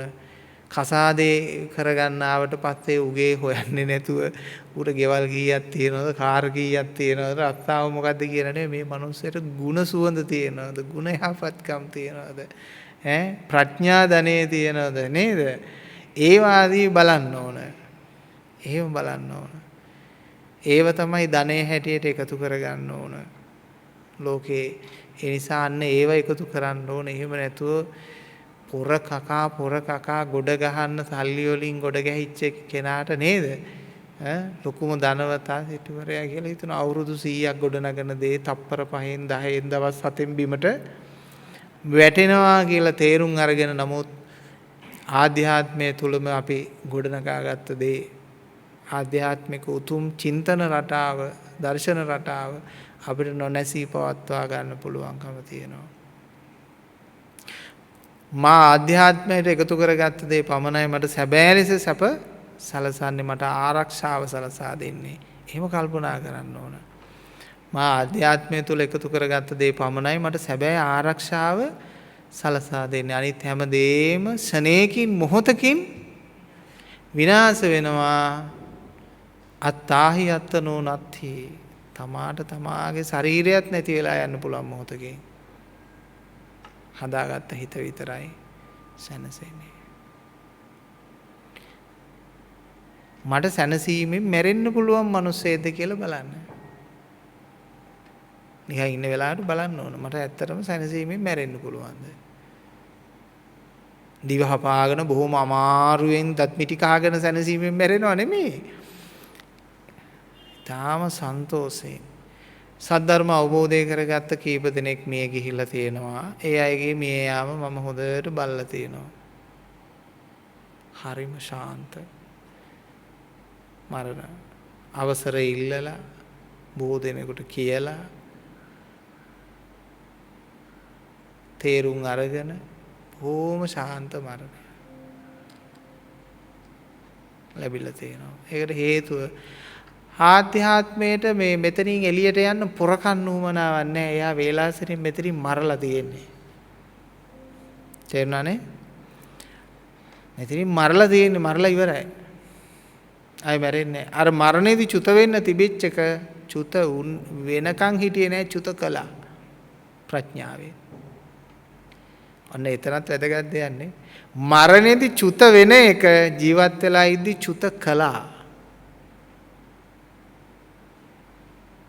අන්න ඒකට කියන මරුවා පරාද කළා, මරුවා මැරුවා.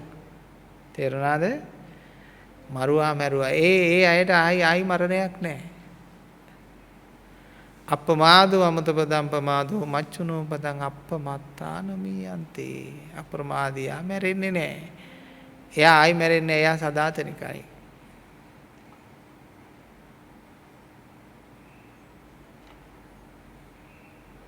මොකද්ද සදාතනිකයි කියන්නේ? සදාතනික වෙන්න නම් අසංකත වස්තුවක් වෙන්න ඕන, අසංකාරික වස්තුවක් වෙන්න ඕන නේ. සංකත ධර්මතාවයක් සදාතනික වෙන්නේ නැහැ කියලා අපේ පින්නතුන් දන්නවා. මොකද්ද දන්නේ? සංකත වස්තුවක් සදාතනික වෙන්නේ නැහැ. එහෙමනම් මේ සදාතනිකයි කියපු ගමන්ම ටක් ගාලා හිතන්න බෑ මිනිස්සෙක් හැටියට, කෙනෙක් හැටියට, පුජ්‍යලයක් හැටියට සදාතනික වෙනවයි කියලා. මොකද සදාතනික වෙන්නේ සංකත වස්තුවක්. අසංකත වස්තුවක්මයි සදාතනික.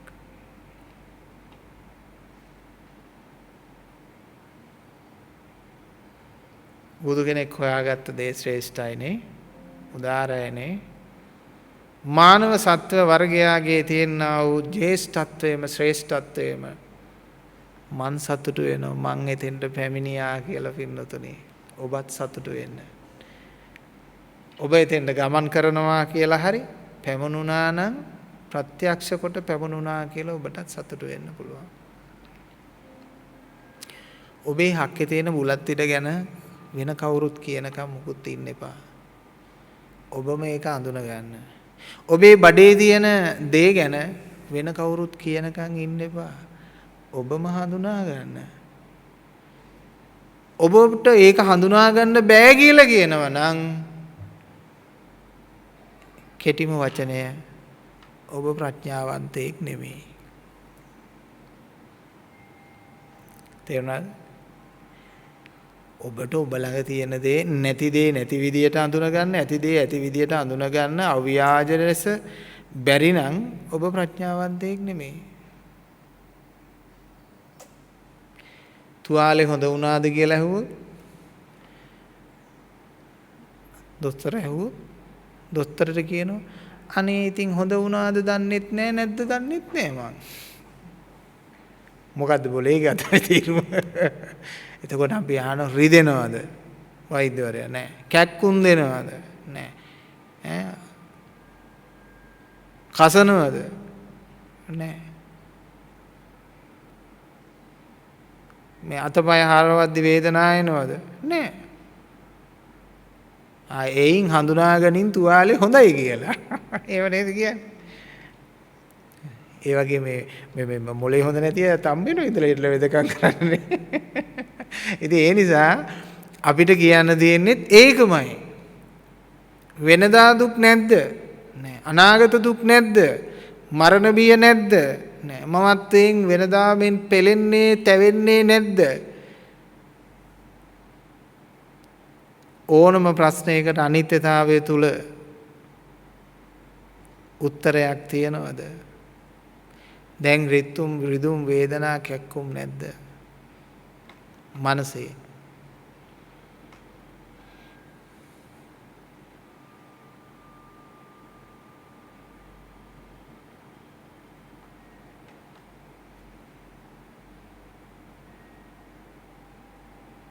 එහෙනම් තුවාලේ පින්නතුනි හොඳයි. ඒවා තියෙනවා නම් ඔබ තුවාලේ හොඳයි කියලා හිතාගෙන හිටියට තුවාලේ හොඳ නෑ.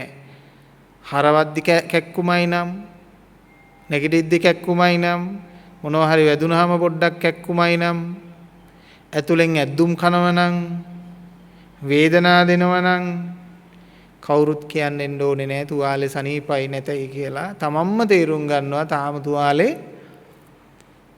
සනීප නෑ, මේක ඇතුලේ මොකක් හරි එකක් හිර වෙලා තියෙනවා.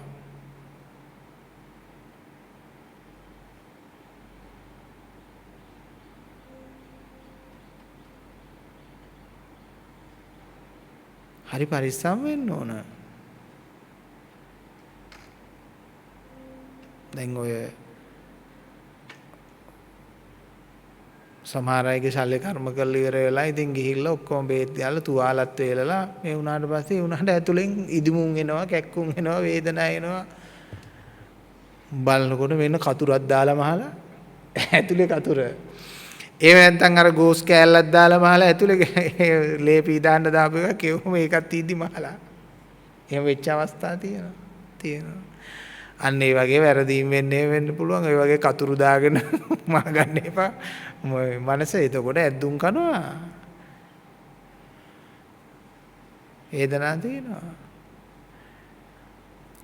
හරි පරිස්සම් වෙන්න ඕන. දැන් ඒක අඳුනගත්තේ කවුද? ඒක අඳුනගත්තේ ලෙඩාමයි.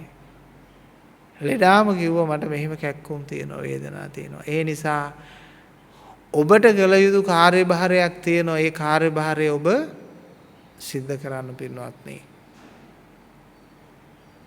ඔබට කළ හැකි කළ යුතු කාර්යභාරයක් තියෙනවා. අන්න ඒක ඔබම සිද්ධ කරගන්න. ඒ කියන්නේ ඔබට ඔබේ මනස හොඳින් සංවේදී වෙන්න ඕන.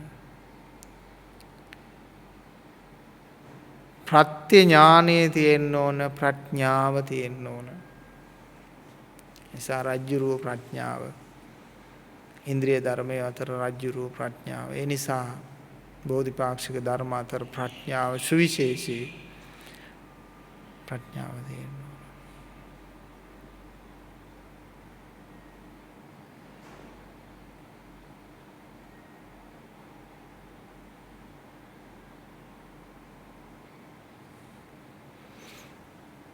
උගත්තු ප්‍රඥාවන්තයෝද?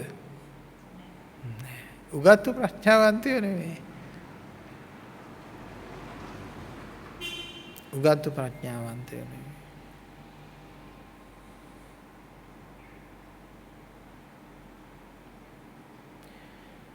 ඔබට වටින්නේ උගතෙක්ද ප්‍රඥාවන්තයෙක්ද?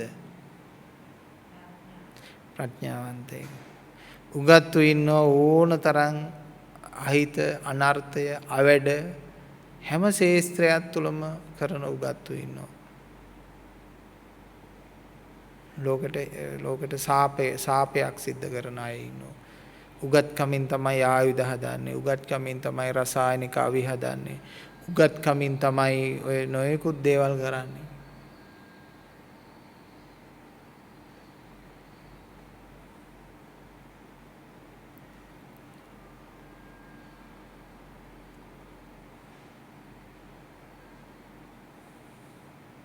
නිසා ප්‍රඥාවන්ත ලෝකයක්, ප්‍රඥාවන්ත සමාජයක් අපි ප්‍රාර්ථනා කරනවා.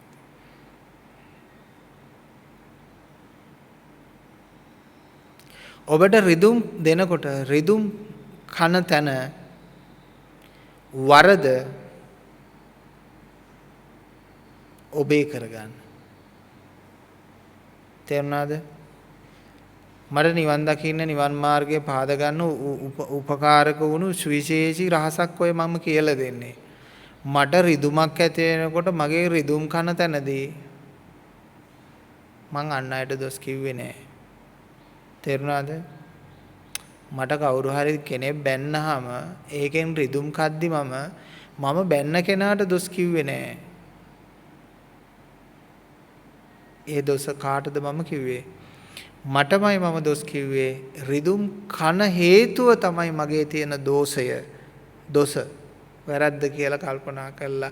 අන්න එතන මම හදන්න උත්සාහ කළා. ඒ නිසා මම ලෝකෙට දොස් කිව්වේ නැතුව මං හැදුනා. මාව හදාගත්තා. දැන් නම් මොකද වෙන්නේ? අපිට උනත් කමක් නැහැ. උන්න බැන බැන යනවා. තමන්ගේ රිදුම් කන දැනට නේද? ඈ තමන්ගේ දෝෂය හදා ගන්න ඕන කියලා හැදෙන්න ඕන. ඉතින් සාමාන්‍ය සම්ප්‍රදායනේ නේද?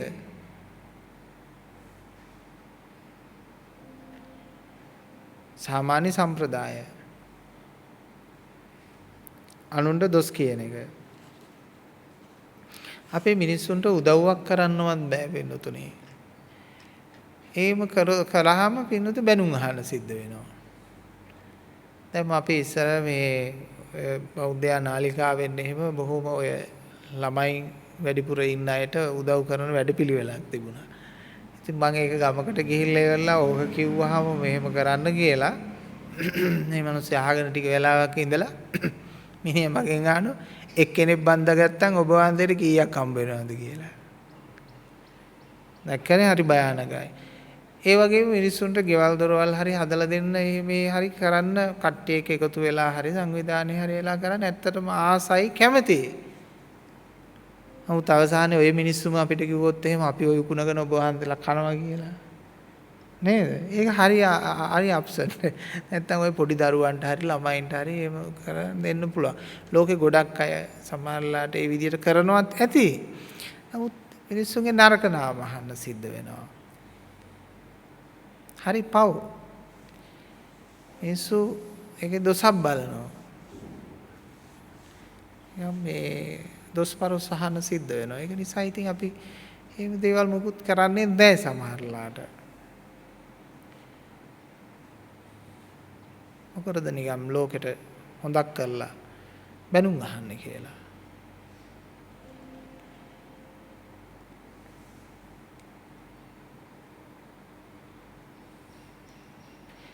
ඒ නිසාවෙන් තමන්ගේ රිදුම් කන තන පින්නතුනි බලන්න අර රිදවන කෙනා දිහා බලන්න නැතුව ලෝක සම්මුතිය සම්ප්‍රදාය තමයි රිදවන කෙනාට දොස් කියන එක. රිදුම් කන තන බැලීම නෙමෙයි. එසා අපි නිරන්තරයෙන් මේ අවධානයේ ඉන්න ඒක ලොකු වැදගත්කමක් වුණා මට මාව හදා ගන්න.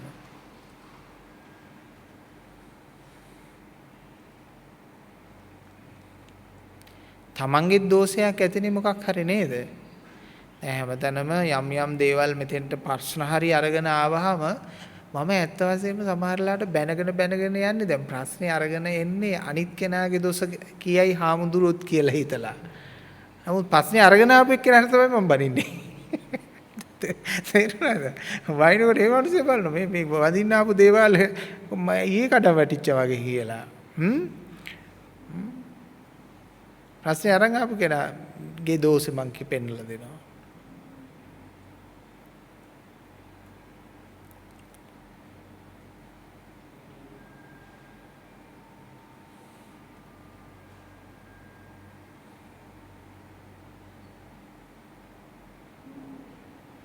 එනිසා මින් ඉදිරියට රිදවන කෙනා නෙමේ දෝෂකාරයා රිදෙන කෙනා. අර මෙහෙම දික් කරගෙන ඉන්න ඇඟිල්ල කොහොමද දික් කරගන්නේ? මෙහෙම දික් කරගන්නවා.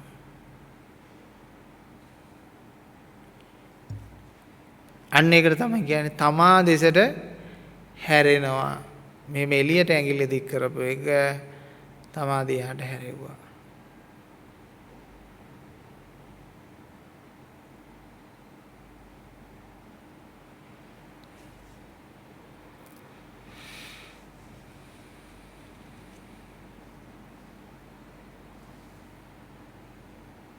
තමාගේ අභියෝගය තමාමයි. තමා සෙවිය යුත්තේ තමාමයි. ඒක හොඳ කන්සෙප්ට් එකක් නේද? who am I කියන නේද? මම කවුද?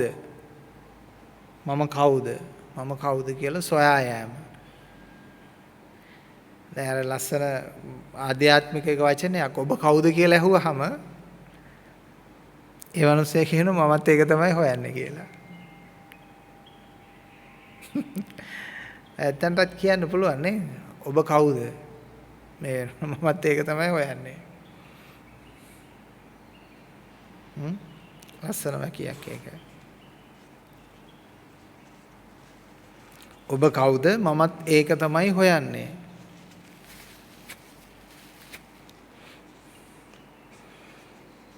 මට නම දුන්නේ කවුද? දැන් මම විල්සන් කියලා කියන්නද? බෑනේ විල්සන් කවුරු හරි දාපු එකන්නේ නේ. පියදාස කියන්නද? පියදාස දාපු එකන්නේ. මට මාව හොයාගන්න සිද්ධ වෙනවා.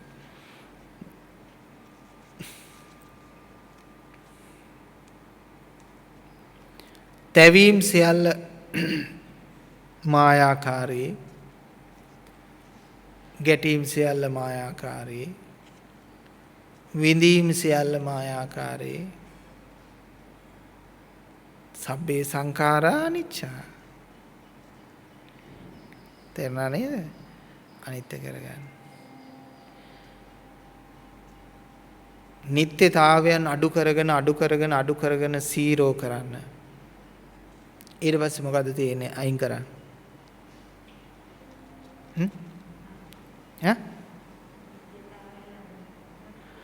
නිත්‍යතාවයල් අඩු කරගෙන සීරෝ කරනවා. සීරෝ කියලා කියන්නේ බිඳුව.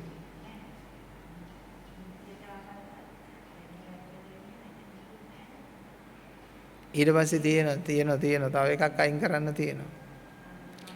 සීරෝ කරගත්තට පස්සේ මොකක්ද අයින් කරන්න තියෙන්නේ? අනිත්‍ය. ඊට පස්සේ අයින් කරගන්න තියෙනවා සීරෝ අයින් කරන්න ඕන. සීරෝ අයින් කරන්න ඕන. සීරෝ අයින් කළා බල්ලයාට දියුණු වෙන්නයි තියෙන්නේ. මේ ලෝකේ කොච්චර ගණන් හැදුනත් ඒකේ තියෙන ඉලක්කම් 10යි.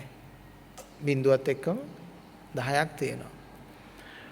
මේකෙන් තමයි මහා පරිමාණි ගණන් හැදෙන්නේ. කෙප්පරක් ගණන් හැදෙනවනේ නේද? අසංකේයයක් ගණන් හැදෙනවා. ඒ වගේ පින්නතුනේ මනසේ තියෙන්නේ 5යි. ගණන් වල තියෙන්නේ 10යි. මනසේ තියෙන්නේ 5යි. මෙන්න මේ ආධ්‍යාත්මික සංවේදනා 5 රූප වේදනා සංඥා සංකාර විඥාන. මේ 5න් හදන්න පුළුවන් ඉලක්කම් වලින් වගේම අසංකේයයක් ගණන්. ඒ නිසා අභිධර්ම ඉගෙනගෙන නම් ඉවර වෙන්නේ නෑ වින්නතුනේ. දැන් කෙලෙස් 1500යි කියලා පොතක් තියෙනවා. ඒ පොතේම අතිගරු හේනුකාන් චන්දිමල් නායක හඳුරු ප්‍රකාශයට පත් කරලා තියෙනවා. 1500යි කියලා මේ ගණනයක් කරලා මේකට 1500ක් මම ඇතුල් කළාට සූත්‍ර වලින් හොයලා ධර්ම වලින් හොයලා කෙලෙස් වලට ගණනයක් කරන්න බෑ කියලා කියනවා. ඉලක්කම් වලින් යම් තරම් ගණන් හැදෙනවද? ඒ තරම්ම පින්වතුනේ කෙලෙස් වලින් ගණන් හැදෙනවා.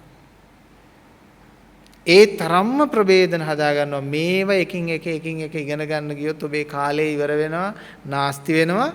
කර්ම විෂය අතිංචයයි විෂය අතිංචයයි සත්ත්ව විෂය අතිංච ධර්මය කැඩියට බුදුරජාණන් වහන්සේ පෙන්නනවා. මේ එක සත්තු එක හැඩ සත්තු ඉන්නෝනේ. කොච්චර සත්තු ඉන්නවද? කොච්චර කීටය වර්ග, බැක්ටීරියා, දිලීර වර්ග ඒවත් තියෙනවද කියලා කියන්න බෑ. ඒවා අසංකේයයි. සංඛ්‍යාවක් නෑ. ඒකයි කියන්නේ. අසංකේය කියලා කියන්නේ ඒකයි. සංඛ්‍යාවක් නෑ. සංඛ්‍යාවක් නෑ.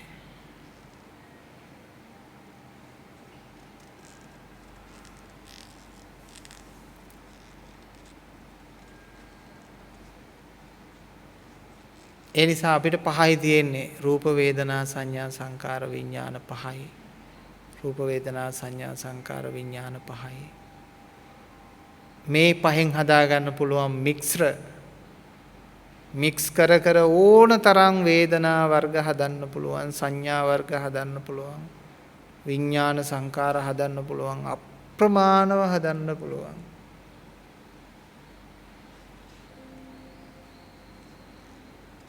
තේරුණාද දෙන්නත්? අප්‍රමාණව හදන්න පුළුවන්. නානත්ත කායා නානත්ත සංඥා බලන්නකො මේ ලෝකේ කෝටි මෙච්චර ප්‍රමාණයක් කියන ඒ හැමෝගෙම ළඟ තියෙන වාද ભેද.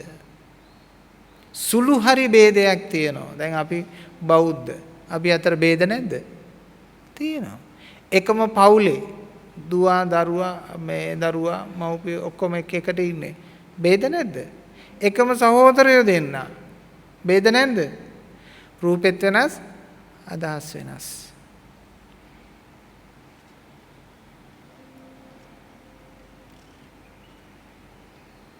ලස්සනයි ලෝකෙනේ. ජීවිතේ තේරුම් ගත්තාම හරිම ලස්සනයි. ඉතින් මේ සංස්කාරකයෝ මේ මායාව ඔබ නිත්‍ය කරගෙන මෝහයෙන් බැඳී සිටීනම් වහාම ඉවත්වන්න. මොකද්ද කියන්නේ? වහාම ඉවත්වන්න පින්වත්නි. වහාම ඉවත්වන්න. අවිද්‍යාවේ පැටලෙන්න එපා.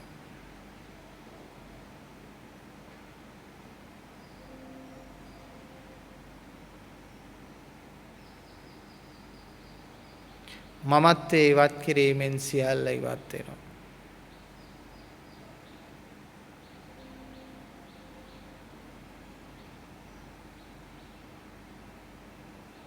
හරියට පින්නතුනේ තේ කෝප්ප 5ක් අරගෙන එනවා පන්දේසියක තියලා.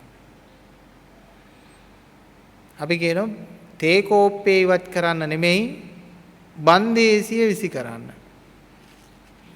බන්දේසිය විසි කරාම තේ කෝප්ප කොහොමද ඉතුරු වෙන්නේ? ඉතුරු වෙන්නේ නැහැ. බන්දේසිය විසි කරා.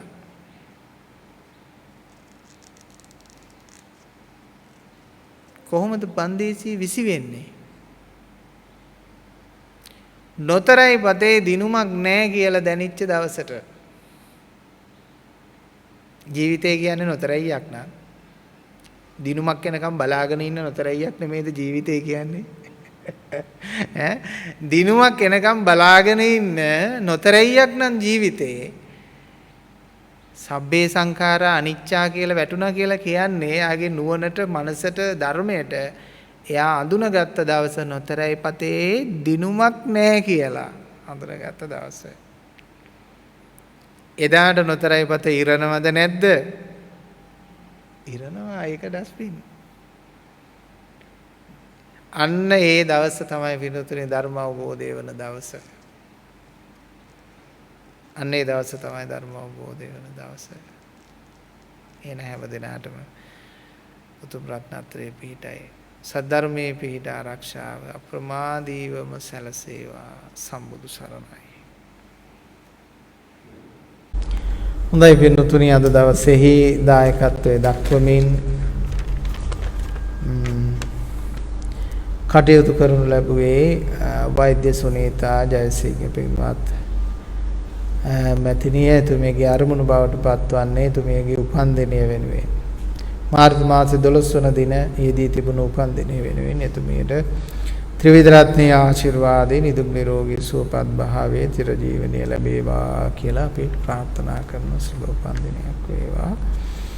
ඒ වගේම කල්යාණ මිත්‍ර ආනන්ද හාමුදුරන් වහන්සේට ධර්ම සේවා කටයුතු සඳහා දීර්ඝායුෂ නිරෝගී සම්පන්නිය ප්‍රාර්ථනා කරනවා. ඒ වගේම මේ වසරේ සාමාන්‍ය පෙළ විභාගයේ පෙනී සිටින රදිව් පෙරේරා පුතුණුවන්ට තුරුවගේ ආශිර්වාදය ලැබේවා. ඒ විභාග කටයුතු ਸਰව ප්‍රකාර කරගන්න ජයග්‍රහණය ලබන්න තුරුණුවගේ ආශිර්වාදය ලැබේවා කියලා ප්‍රාර්ථනා කරනවා. ඒ වගේම අප නමින් ජන්මාන්තරගත වන්නට යෙදුණු දෙමව්පියෝ දෙදෙනා සහෝදර සහෝදරියන් ඇතුළු වංශ පරම්පරාගත යම්තා ඥාති මිත්‍රාදීන් වේදේ හැම දෙනාගේම සංසාරික භව ගමන සුවපත් වේවා කියලා ප්‍රාර්ථනා කරනවා. ඒ වගේම අප ඥාති මිත්‍රාදී සමටත් රටවාසී ලෝකවාසී සමටත් සද්ධර්ම ශ්‍රවණය කරන සමටත් පවතින රෝග පීඩාවන්ගෙන් වැළකී උතුම් ධර්ම අවබෝධය කර ගැනීමට හැකියාව වාසනාව ලැබේවා කියමින් අද දවසේ දායකත්වයේ දැක්වුවා සුනේතා ජයසිංහ පින්වත් මහත්මිය. එතුමියගේ උතුම් සත් ප්‍රාර්ථනා සියල්ල බලාපොරොත්තු ඉෂ්ට සිද්ධ වේවා. හැම දිනාටම උතුම් රත්නත්‍රය ආශිර්වාද වේවා. සියලු යහපත වේවා. සද්ධර්මයේ සැනසීම වේවා කියලා අපි ප්‍රාර්ථනා කරනවා. අභිවාදන සීලිස්ස නිච්ඡං උද්ධාපචායිනෝ චත්තාරෝ ධම්මා වඩ්ඩಂತಿ ආයුවන්නෝ සුඛං බලං ආයුරාෝග්‍ය සම්පatti පඤ්ඤාවන්තස්ස හේතු චතෝ නිබ්බාන සම්පatti ඉමිනාතේ සමිඤ්ඤතු සම්බුදු සරණ වේවා සුවපත් වේවා සුවපත් වේවා සුවපත්